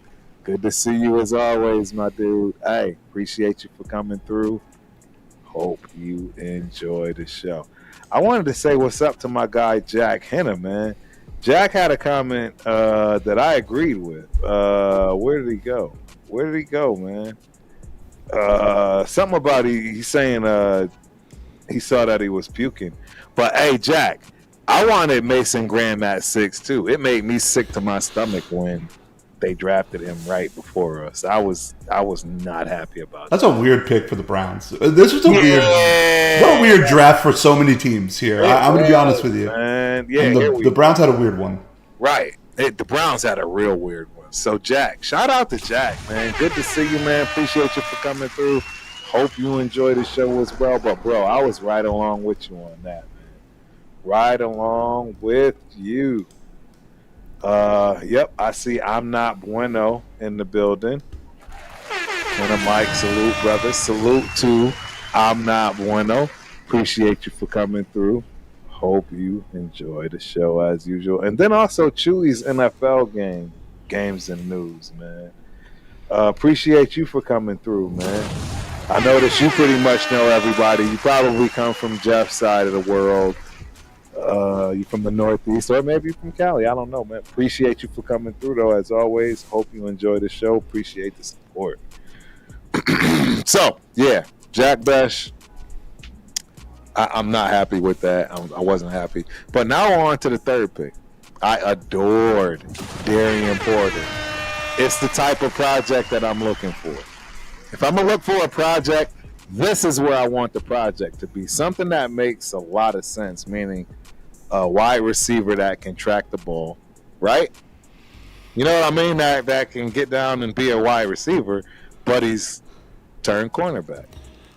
Can I ask, if you want, I can name some of the athletes that were picked after Jack Besh, and I feel like you'll be sick. Yeah. Yeah. Can I just say one more thing about Genty? Yeah, you can say everything. Okay, first off, if I can say everything, I just want to say I love you, and that's you're my brother, and that's the first thing I want to say. I love you. Thank you. I will say this about Genty: he is the kind of player that can anybody in here name anybody that got drafted out of Boise besides Ashton Genty? No, exactly. Okay. He is the kind of guy that will take a team that is pure ass and carry them to the college football playoffs and will keep them competitive. Yeah. I am not saying you guys are pure ass. Right. But what I am saying is you guys are varied on where this team lands. Right. And there are holes. And it's pretty obvious. You guys are a young team. You're a building team. Correct. He can help fill those gaps. Okay, so that being said, Jack Besh. So Jack Besh was drafted at 58. Here's who was taken after him. Defensive end Mike Green. Oh, fuck. Yeah, right. R.J. Harvey, running back. Oh, that's the one that's going to hurt us. I like R.J. Harvey. He went to the Donkeys, bro. Yeah. That's going to hurt. He's going to have better numbers than Ashton. He might, actually. First year going around. He might. Trey Amos, cornerback. Another one.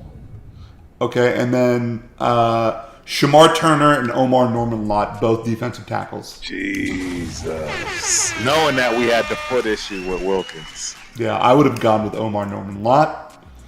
Honestly,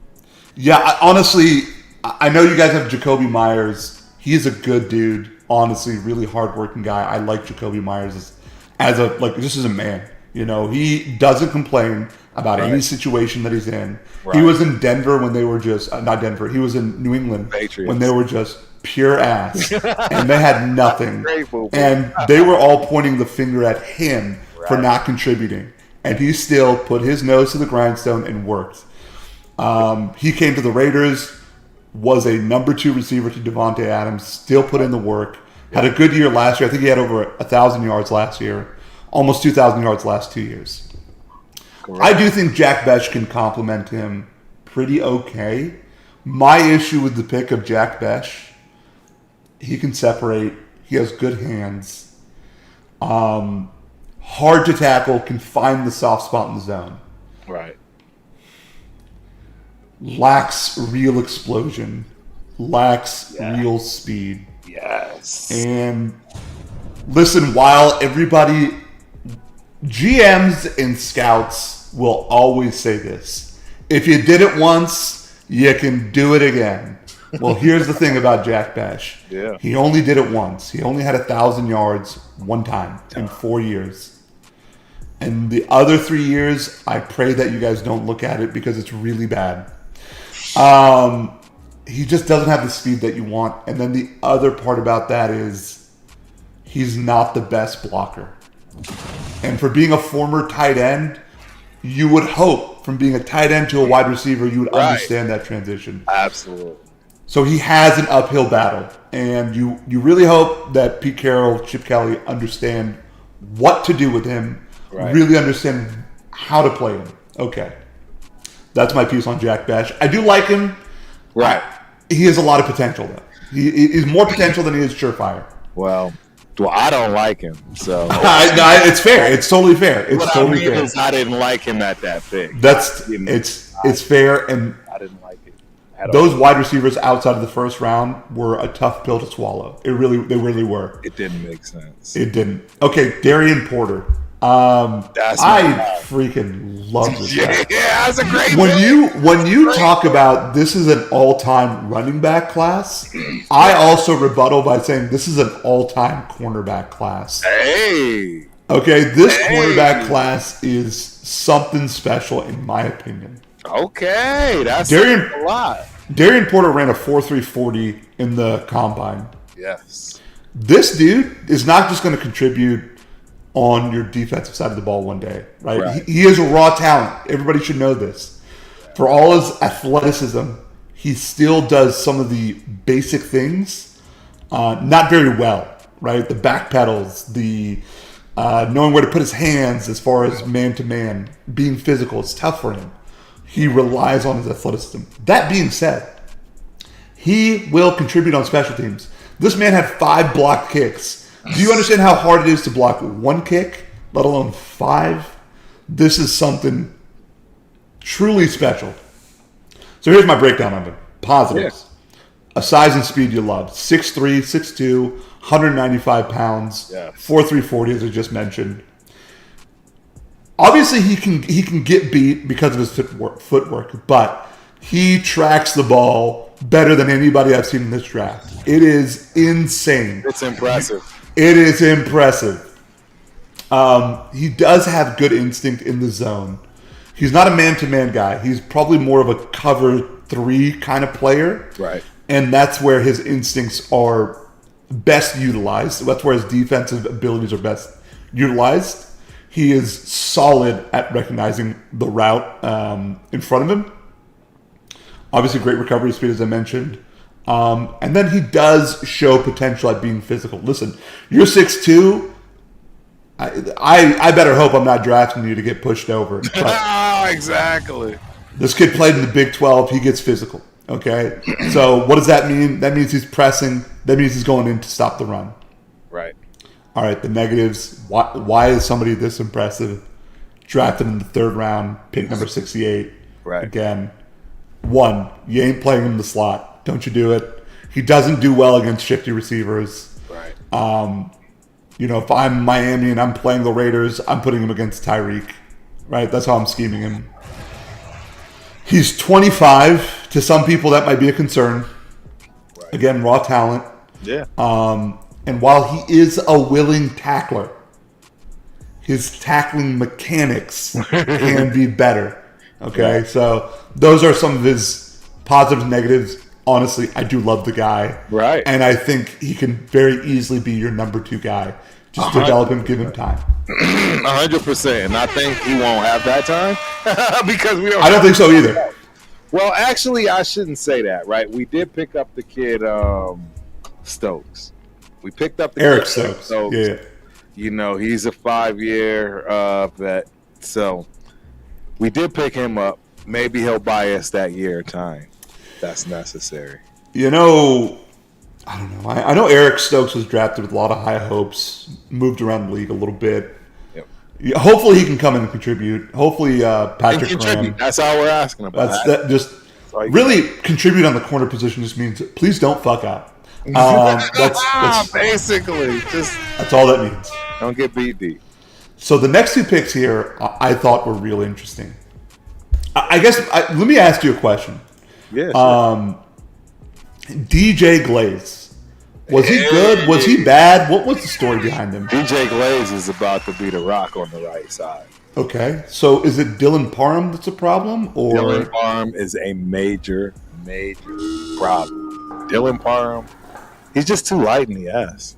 Okay. Yeah, he's not gonna cut it. He's just not gonna cut it for us. Yeah. Honest truth. Is there no give?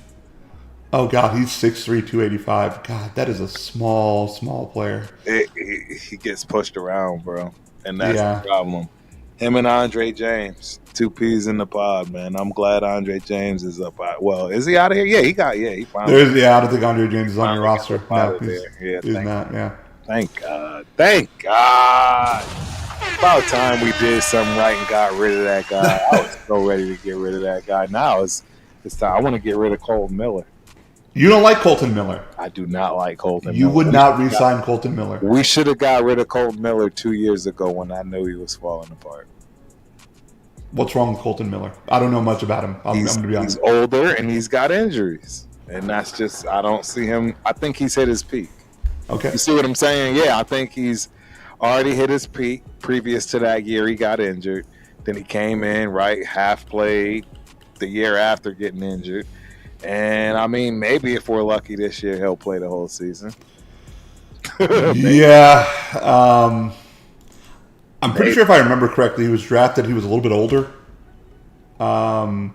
He's 29 now. Yeah. Not a Pro Bowler? I'm not a Colton Miller fan. Okay. I'm not a Colton Miller fan at all. That's fair. I was hoping we'd get something for him with my boy Spence, man. He was willing to give up his first round draft pick for him. Who? As a Patriot. Yes, I swear to God, he was willing to give up first round pick, swap picks, from your ass would have been gone. To number 6. Exactly. That's what I said, dude. I'm like, you're giving me the 4th pick? Because you already know I'm getting Mason Graham at that point. Or hopefully I even can possibly think about Abdul Carter or Travis. I mean, if they would have given you 1 and swapped 1 and gave you 3 or 2, right. Well, you're cooking with fire now, or whatever, or however that saying goes. You're cooking with something good. That's all I know. Yes, you are. Yeah, shout out to Duck Dynasty, man. Sorry to see that Pops passed away, man. It's just a lot of that going on, right? But you just actually said a saying that came from that show, and that's cooking with peanut oil. I don't know if people know that one, but I used it all the time, and I hijacked it from Duck Dynasty. So, yeah, at least I always pay homage and shout out to where I hijack my sayings, and that's exactly one of them. Now you're cooking with peanut oil. That's respectable. No different than regular Crisco, and right? Cooking with peanut oil. It's no different. Now, personally, I'm Arabic, so I cook with olive oil myself. So we get it straight from the motherland. Jordanian. Dude, it's something special, brother. It's something special. I'm telling you right now. These next two picks, I think, then are very interesting. Yeah. So you have Caleb Rogers out of Texas Tech. Yes. Charles Grant out of William and Mary. Okay. So here's what we're going to say. Caleb Rogers, from what I heard, competing for inside offensive lineman position. Right. Charles Grant competing for the tackle position. Now, Caleb Rogers picked 98, experienced offensive lineman. Honestly, amazing experience. Yeah. Position flexibility all across the offensive line. incredibly smart. He's not very easily fooled by anything that's stunts or twists. Right, right. He has a solid punch, absorbs impact very well. He had quality development at Tech, from what I understood. I do, yeah. So us, as far as TRS, we actually have grown to love this kid. Oh, really? Okay. Oh yeah, we love Caleb Rogers. For the most part, I think everybody Sure. at TRS. Again, if this is the type of project, okay, because he's a project that is positioned that we're looking for him to advance based off of that motor, like you're saying, those intangibles that you discussed, but it still has the ability to grow. I'm going to say this. Coming from Cowboy fans, when I listen to podcasts, what we believe is if you're drafted in the top 100, Right. you're going to be competing and you're going to be put into that starting lineup. Bingo. Okay? That is a valuable pick. And on top of which, these positions are incredibly expensive and not easy to come by. Nope. You are going to get your chance. And I would be very surprised if in training camp he's not given multiple chances. So, now that being said, I will say this. There's going to be the negatives that I'm going to talk about. But these negatives don't always equate to the same apples and oranges that you ideally want from an offensive lineman, okay? Right. So he is 6'4", 312 pounds, a little bit lighter in the ass that you want from an offensive lineman. Correct. And not every offensive guard can be a powerhouse. Not everyone's a Cooper Beebe, a Tyler Smith, okay? It just doesn't work that way. Right. That being said, his negatives are this. Power rushers, give him a tough time. Eat them for lunch. I think I read he had shorter arm length, which to me that's not an excuse. I just don't believe in. I don't believe in that shit. Especially as guard too, because you got people. Yeah, exactly. But the other issue to that is he's not the quickest. So when it comes to pushes, when it comes to pulls, when it comes to going to the next level, that can be an issue. Right. Can be a little too upright. It doesn't help him when it comes to driving on blocks. Now, of course, you have Ashton Genty back there. Sometimes you just need to get 50-50, and that's okay. Just stall. It's okay. Yeah. But when you can't get leverage, that is a problem. And the other issue is he does lean a little too far forward. And if you're an elite defensive tackle, you're going to swim move and swipe him down pretty quickly. All day is okay. That might be an issue, right? And then could always use, just like anybody, you picked in the third round, anybody can use this. Footwork can always use more work to it. That's it. I like the pick. I think between him and Charles Grant are going to be interesting ones to look at. Right. Well, yeah, I have a problem with Charles Grant. Ooh. I have a problem with Charles Grant. Caleb Rogers, I didn't have a problem with ever, but I did want to question it. And after doing a little bit more digging and research, I was a little more okay with that one. This Charles Grant coming from William and Mary, yeah, I'm just not a fan. Again, it's a project in the wrong direction with the wrong skills as far as coming out of, right? I tell people all the time, you're talking to somebody that came from the FCS. It matters. And where it matters more than anywhere else is, guess what? In the trenches. That's the big difference. I'll take a skilled guy from the FCS any day of the week, twice on Sundays. But a dude from the trenches, nah, you got to be that guy. You got to be that guy. And I just don't think Charles Grant is that guy.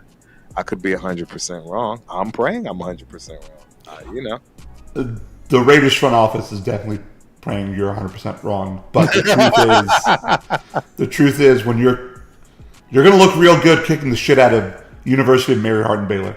Yeah, it just exactly. That is, if I show you my sheet, the first negative I have on him is a small school player can be concerning, and it is. There's a reason why nobody from William and Mary is drafted in the first round. There's a reason why when you look at somebody drafted from North Dakota State, like a Trey Lance, right? That shit just doesn't happen too often. And so, if you're that good, you're playing in the in Division One, right? You're playing with the big boys. At the very least, go to fucking Akron, right? And some Bingo, shit. something. But yeah, Mac, something. You got something, please. Somebody like Mike Green, right? He was somewhere, got kicked out, obviously because he had some trouble. Right. He still went to Marshall, right? He knew the value of staying in Division One because you have to play against big time competition. You have to. And when it comes to this dude's negatives, listen, he had trouble against bull rushers, and it shows. When you're 6'4", 312 pounds, you can't be light in the ass at tackle. And to me, people that were just physical with him gave him a little bit of trouble. Now, his positives are this. He was quick. He was fluid. His pass pro was nice. He is a collegiate wrestler, I believe. So I think that helps. That does help. So he played with good leverage and good hand placement. Can finish blockers. Whatever this means to you, ran through defenders at his level. Right? He played violently. Right.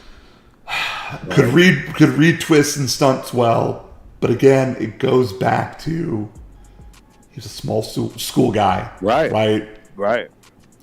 And when you look at replacing Colson Miller, I don't know. I don't know if I would have picked. Right.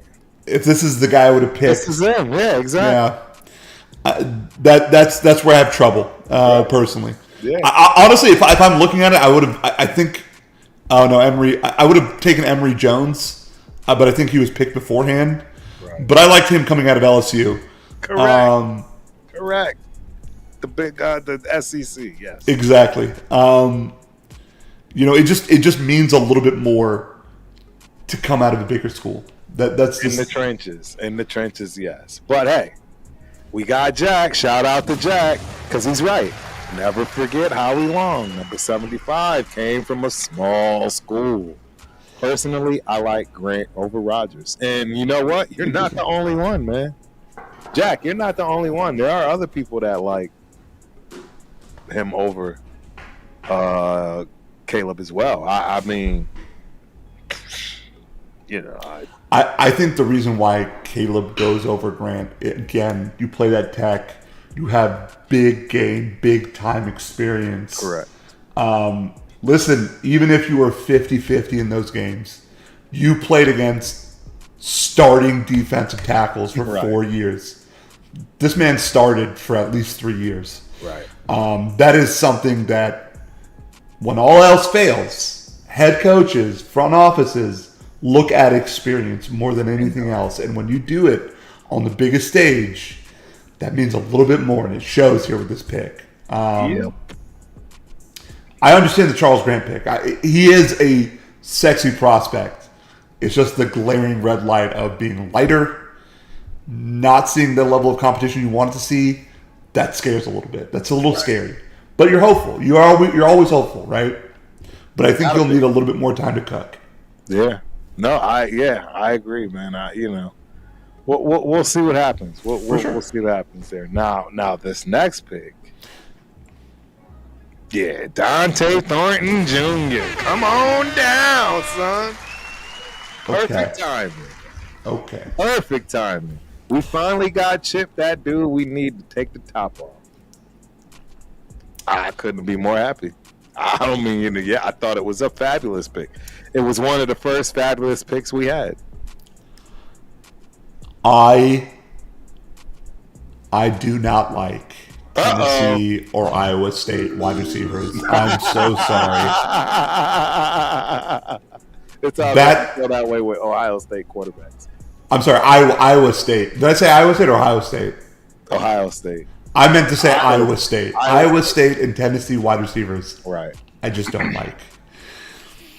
That being said, if there is a guy that could potentially do something, right, You're 6'5", 185 pounds. Mm-hmm. I mean, the size and speed are incredibly rare. Correct. If you could combine him and Jack Besh into one person, it'll be game over. you'd have never seen him in the second round, by the way. You'd have never seen that happen. Not even. Oh, yeah, that one definitely made Al Davis smile. Al Davis would have taken him in the top 10. Exactly. Nowhere close to the third round. All right. Here's the positives that I'll name on him, right? Yeah. He's definitely a high ceiling guy.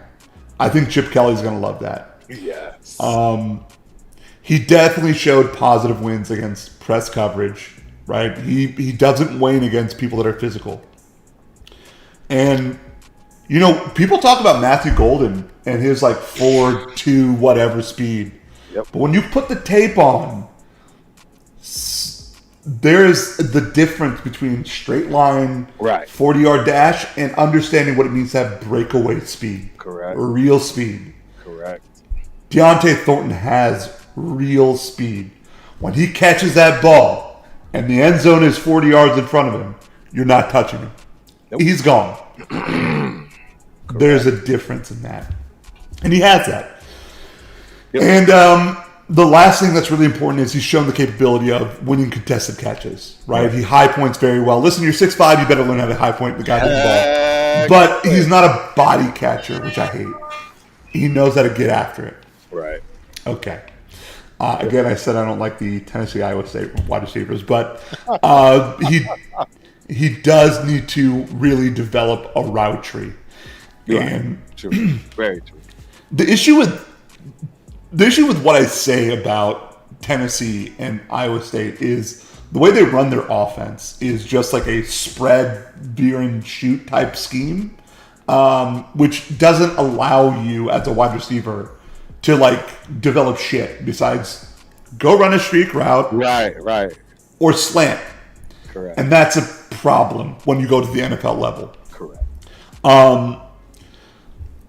While he does have all the size and the speed and the explosiveness in the world, the reason he's in the fourth round is because he had trouble creating separation. When you don't have a solid route tree and you don't have the footwork, that's a problem, right? All that kind of goes to waste. Right. You know, we talk about it in MMA, right? Strong guys, fast guys, great hands, Right. but you always get knocked the fuck out. You don't have defense. You don't have anything to you don't know how to put your hands up. You don't know how to do anything. Right. That can cause a problem. So my thing is, you hope your offensive coordinator has a plan. Yes. No, absolutely. And Chip Kelly, we trust. I mean, you just paid him double every other, you know what I'm saying, offensive coordinator in the league. So we hope he does pan out from that respect. I agree. I agree with everything you just said. I mean, those were fabulous takes and Thank you, sir. spot on. Yeah. Now we're on this other guy that I didn't really care for, which is Tonka Hemingway. I probably would have went with Joshua Farmer or Cam Jackson. Or Paglis. Why didn't you just go with Paglis? I mean, you did. You went with him in the sixth round. But I'm saying you could have went with him with Tonka's. I guess so, yeah. I mean, it would have been better off. It's so interesting. There was Jordan Phillips, Ryan Mills, Cam Jackson. You guys definitely started a trend here, which was insane, with Tonka Hemingway. Right. My thing about Tonka Hemingway is he has a good first step. He can, in fact, it's so good, he sometimes slips through the gap, whether it's a double team or whatever. Right. He lines up in multiple spots on the D line. He understands play recognition, whether they're screens, play actions, misdirects. He's a good motor athlete. He hustles. He's tough. He's durable. He's always pursuing, and he has a good work ethic to him. Right? He's 6'2", 285. Right. All these qualities you want to have, and he has no issues with strength as a defensive tackle, and can be a solid rotation piece. But to the negative side of all this, Boy, is he undersized. Undersized. Like he's gonna get pushed around like a freak. You just can't have an athlete be under 300 pounds at defensive tackle. I'm sorry. It's just not, I don't know. It's just not my thing. Nope. And while you have a good first step, his athleticism is very average. There's a reason why he only had a sack and a half, I think. He only had 4.5 tackles for loss. It's an issue, obviously. He also doesn't wrap up very well. He doesn't have the best pass rushing ability. His technique, as far as hands, are not very good. So it's very raw when it comes to the effectiveness of all the physicals that he has. Like, all those things are really good. It's like the start of your story is wonderful, but the ending is dog shit. You're kind of Game of Thronesing this, right? Like, and that's where it sort of sucks. It peters off. You can pursue all day long, but if I can't catch up to you, I'm not going to do anything. And that's just the. If I hit the gap really quickly, great. But if I can't catch up to, I don't know who, name me a slow ass, a Kirk Cousins. Yeah, right. Then it really doesn't matter now, does it? Exactly. So I thought fourth round for Tonka Hemingway is a reach. I thought where JJ Pegues was picked is where I would have picked Tonka Hemingway. Mm-hmm. So that's how I saw it. I can tell you're not very happy with him either. I know, not at all. Again, I gave us a C for the draft. You know what I mean? That's what I gave, man. Arnold Orlovita. Appreciate you for coming through. Hope you enjoy the show as always. Nice to see you back, man. I really appreciate that. I missed you guys too, man. I really did. I don't know if you noticed, I did not pay any attention. I really just didn't want to for a lot of reasons. Obviously, I mean, I was in my own funk, but for sure, I just didn't. You know, it was a much needed break, man, and this has been awesome coming back. It's been awesome coming back. So thank you guys. Appreciate it as always, man. We moving on to this next pick because, you know, we can kind of skip over. I actually do like Pegwis as the pick. I think he's an athletic guy. He's something that could be considered a baby Wilkins, right? You know what I mean? Like, I agree. And that's where I'm good with it. So here's what I wrote. Best running back in the SEC, question mark. I like Pegues quite a bit. He has good play recognition. He's a solid anchor at the point of attack. He's tough. He's competitive. He has good leverage. Yeah. And really solid against the run. Especially with some of the guys that just got drafted in your division. Yes. He's not a natural pass rusher, and he needs to develop his mechanics and probably plays a little higher than you want him to. Yes. But those are things that you can work on. And you're not too mad at that when you pick somebody in the 6th round with that type of player. I like Pegues. I thought he was a good value at 180 in the 6th round. So I'm with you right there too. Yep. Now these next two, I'm gonna be real honest with you. You're gonna have to help me out. Absolutely. Oh well, you already know I'm gonna be able to easily help you out. Tommy Mallet, is that who he is? That's Touchdown Tommy. And okay, tell me about it, please, because I don't know shit. Hey, you got Touchdown Tommy, and you got this kid Cam Miller, man. Basically, real talk, guys. You have 1A and Tommy Mellett and 1B as literally the two best quarterbacks in FCS. That's who they are. That's who played each other for the chip. Really? And unfortunately, we lost. So, to give you some background on Touchdown Tommy, first and foremost, he's earned every bit of everything that people talk about him as far as coming out of the state of Montana. The kid is absolutely amazing. Amazing. Every which way till Sunday. I mean, you meet him, you have a conversation with him, you know it's different. You know something's not right, but right. You know what I mean? When I say not right, I mean in a great way. Yeah. He's just cerebral. He really, literally can play any position. It's just true. It's facts. His numbers are out of the stratosphere for the type of kid, right? Coming out of Montana, right? Running a 4.40 at 6 feet, 40 plus inch vertical, Really? 10 plus inch broad jump. His testing numbers, out of the gym. Out of the gym. I see why you and, guys drafted. and then if you go ahead and look at the film as a quarterback, the kid speaks for himself. His name is Touchdown Tommy, for crying out loud. I mean, nobody could have a name like that. They don't just last, give that name to you. And last but not least, he comes from one of the toughest towns in Montana. Beauty. And you're like, what is that? Which, by the way, a moose is effing terrifying. So, it's insane. yeah, a moose absolutely. Is insane. A moose is insane. Yeah. From what I understood about him, he's incredibly athletic, a natural born leader, just excited to be on the field and just freaking go at it. I don't know. I know you guys were moving him to wide receiver, so potentially could be a special teamer for you guys. Absolutely, 100%. So I like special. Just they've been calling him Taysom Hill 2.0. Okay, I didn't want to say that, but yeah, it kind of seemed like that was sort of the direction. Yeah. And then Cam Miller, I know he's a smart quarterback. Oh yeah. He diagnoses very well. He has good footwork, good ball placement.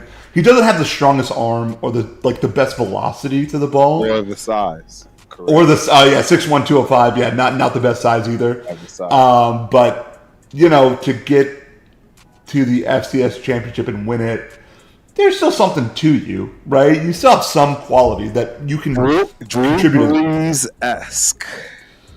Okay. I mean, I'm just putting something out there that they're praying for. That's what they're praying for, right? I will say this. I have a friend who's a Pittsburgh Steeler fan who they drafted Will Howard, and you talk about prayers, they are praying as well. Got into a literal argument between whether they would start Will Howard or oh god, Mason Rudolph. Oh god. My side of the argument was that they would start Mason Rudolph. They would just rely on the experience. I don't know what to tell you. Anyway, it was a fun time. Right. Interesting picks. Yes. And then last but not least, I'm a huge fan of Cody Lindenberg. Hey, bro. So this is the other thing. This is such good stuff. This is gonna make some great content clips.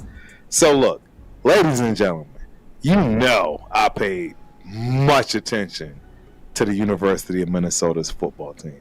I got in footage from spring game, right? I was there on visits with my daughter as far as being able to see all that stuff behind the scenes. When I tell you this team is about to be special, the only reason that the University of Minnesota doesn't make some noise in the Big Ten for real, is because somebody hijacks this head coach. TJ, I don't know his name. Yeah. I'm letting y'all know right now, that man is the real deal. He's got nothing but dogs behind him, and that's all he knows how to recruit. Dude, I always feel like they're one quarterback away. Genuinely. That's exactly and it was so wild to me. They just couldn't figure that part out. They figured it out now, right? I mean, it's not a whole lot of money, but it's enough. I believe they've acquired a little over north of $2 million. You're in Minnesota. You're in one of the richest cities, Minneapolis. Come to have fun. Get your NIL money in line, bro. Yeah. Get your NIL money in line. Hey, and they finally got that step. Look, I am one of the biggest fans of this man. I'm telling you, I've seen him time in and time out. The passion, the fight he puts for his team. Bro, I thought he was going to get kicked out of one game. I mean, this PJ Fleck, yes. PJ I like PJ Fleck a lot. This dude, I'm telling you, he's the type of coach that I'm telling you, run through brick walls for. Absolutely. And with all of that being said, Cody Lindenberg, He's the real deal. He is actually what we've been missing from a third down nickel, right? That long yardage where you still want a linebacker, but you need somebody that can move side to side, maybe cover. This is him. So what I will say, just to go back to the Golden Gophers real quickly, Yes, I will say top 5 best uniforms in football, college football. Bro, that's some sharp stuff. That's some sharp. They make a Gopher look real cool. I want a Marion Barber jersey so badly. That being said, I love Marion Barber, by the way. Hey, me too, bro. Hey, he's rest in power, brother. Rest in power. Rest in peace, Marion Barber. He's a staple all through that straight out. FYI. Okay, so the Lindenberg. Here's my thing about him. 6'2", 230. Violent as shit. He's a monster. I love him. He is awesome. He is awesome listen, he's got I think he should make this team. Right? If he keeps his head on straight, he makes quality reads. He is a potential 3-down linebacker. He has good straight line speed. He's good at shedding blocks well. Right. He has a lot of dog in him. He has a lot of violence in him. He's a reliable tackler. He sits in zones very well when it comes to passing down. That's what makes him a 3-down linebacker. Right. And is really good at reading what's happening in front of him. Where he lacks. What's the negative? Why is somebody so awesome taken that far back? Okay. He has some injury history. Just like a lot of linebackers, he is not the best in man coverage. Right. Right. I agree. Especially man. It's the man coverage that eats the man. him up. It's not zone or where he needs to be from that respect. It's exactly, which goes to a greater problem that he has and why he has trouble. So the lateral speed is sort of an issue, but his issue and the way he compensates for it is because he over pursues. Even when he plays against the run, he'll over pursue at times, and he'll run himself out of a play. And so that is his problem that he needs to compensate for. He wants to be so in there and so violent that he will sometimes predict wrong, and that can be a bit of a negative. And that is it was a clear issue as well. Right. Real quick, I almost missed this, man. Chewy's NFL games and news. Super chat, great show. You brothers have a great night. Thank you for that super chat, man. What a wonderful chat group you have here, man. I'm telling you, man. Dude, you got an amazing squad here, dude. They go hard, man. I appreciate it, man. Trust me. Every penny counts, man. Every penny counts. Dude, awesome, dude. By the way, I'm gonna go through these next 2 names real quickly. Yeah.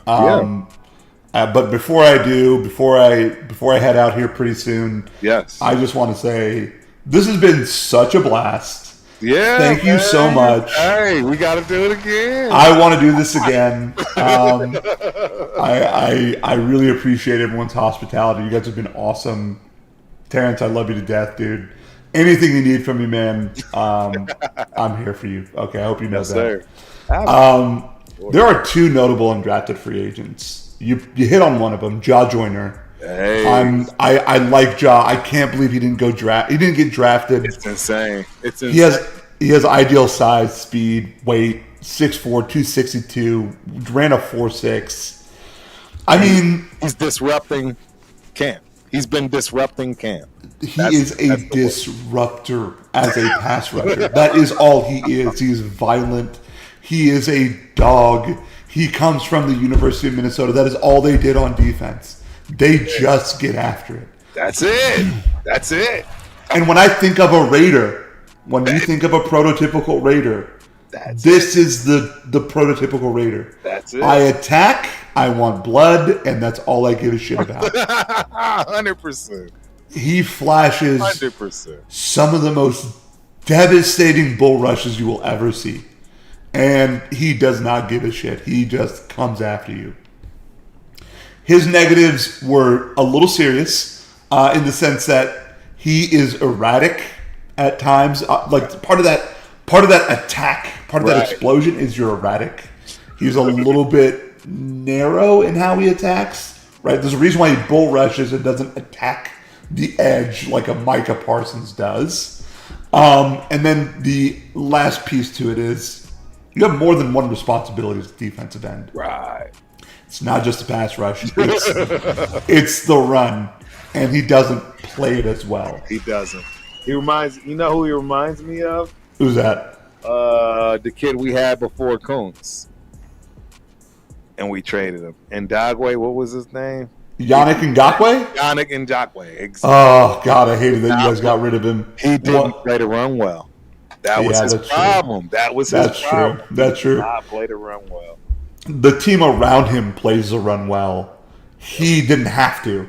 And in this scenario, you drafted Tonka Hemingway, J.J. Pequise, you have Christian Wilkins, you have Max Crosby. Right. You don't need him to play the run well. Right. You need him to attack the quarterback. No, I agree. This dude is a third down specialist. I think for an undrafted free agent, he might be able to do something. The other player that I want to point out, we talk about the corner issues. Yeah. I like Mello Dotson. Hey, I like him too. I think he might end up being the one that rises to the cream of the crop, bro. Listen, he's an outside corner with wonderful experience. It's such a weird thing with him. He ran a 4.5,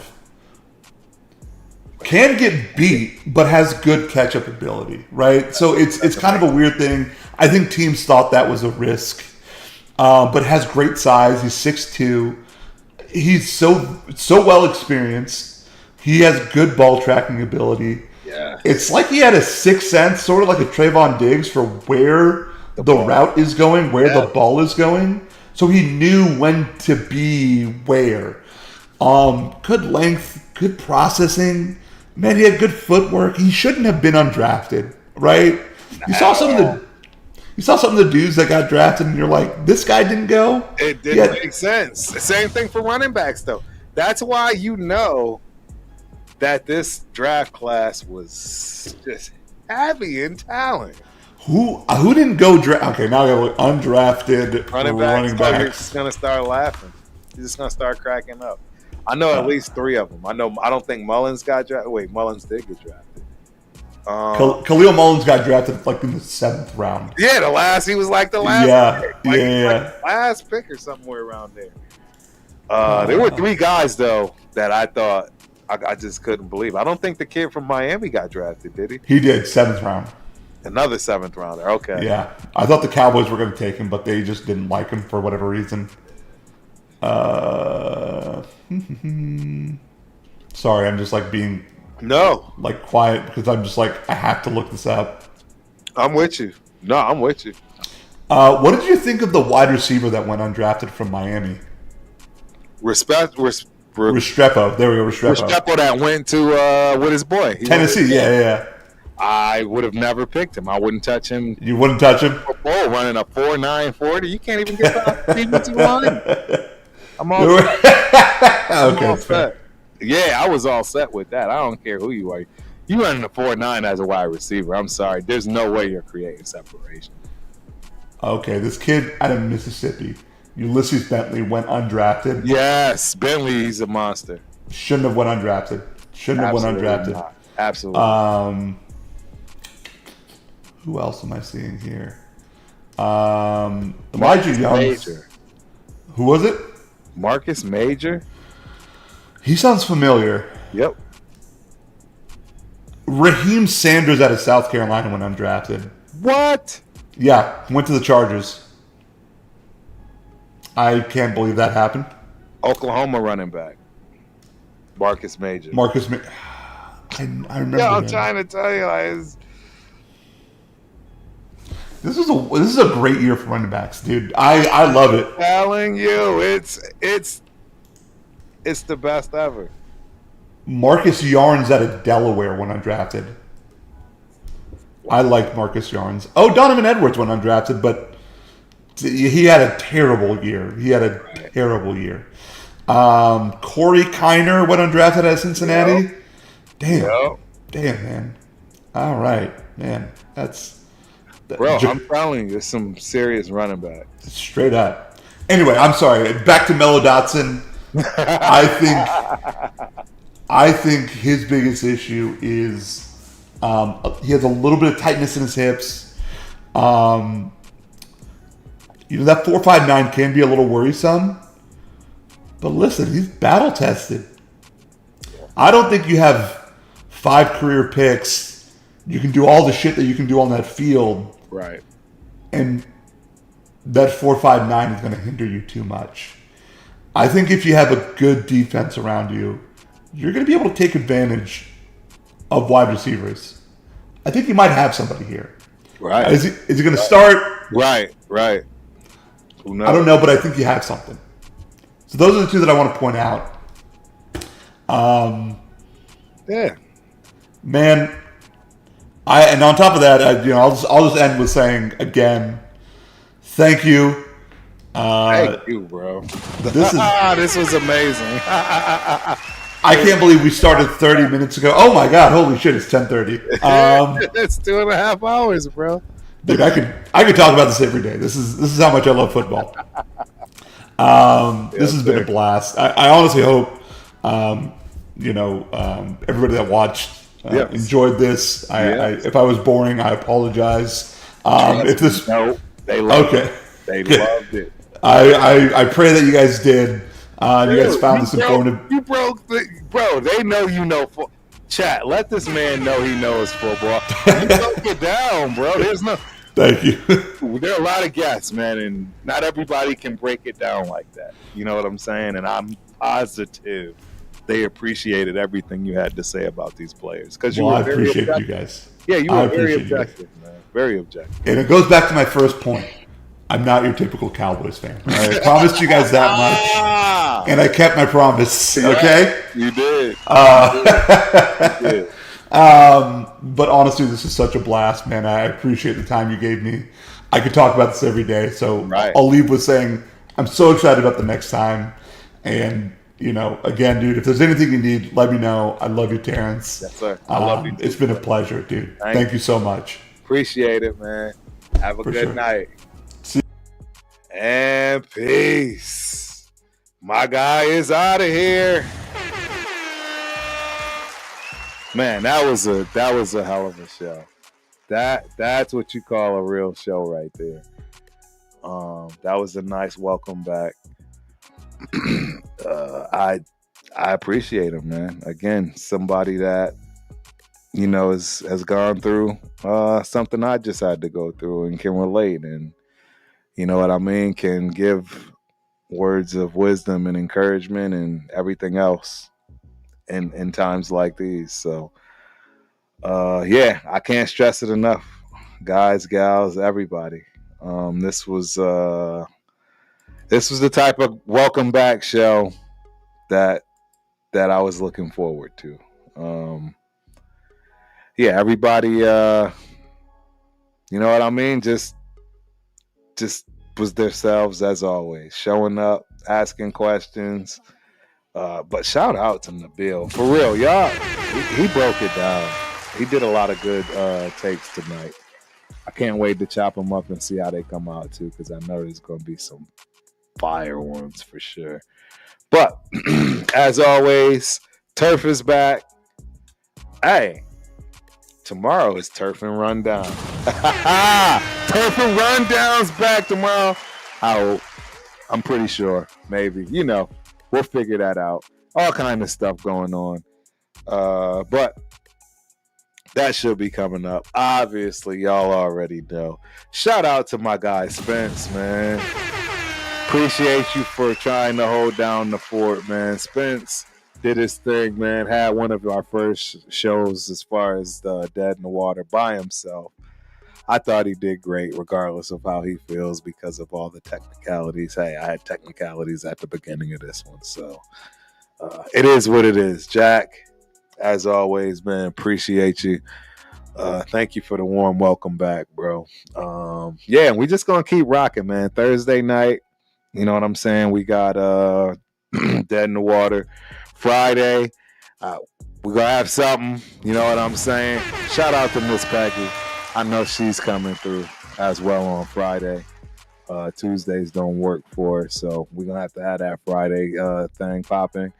And yeah, you already know the Raiders Syndicate is coming. We're going to have something. You know, Turf is back. And yeah, we're here to give y'all that content. So until the next time, Turf is out. Peace. Let's go, baby. We all the way on the fourth row, baby.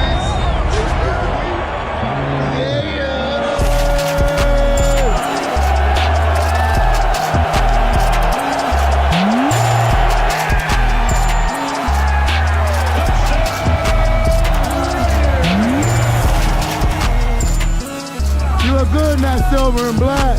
Talk about the game, so I'll be handing out cards and everything. I'll be at every Raider game. So.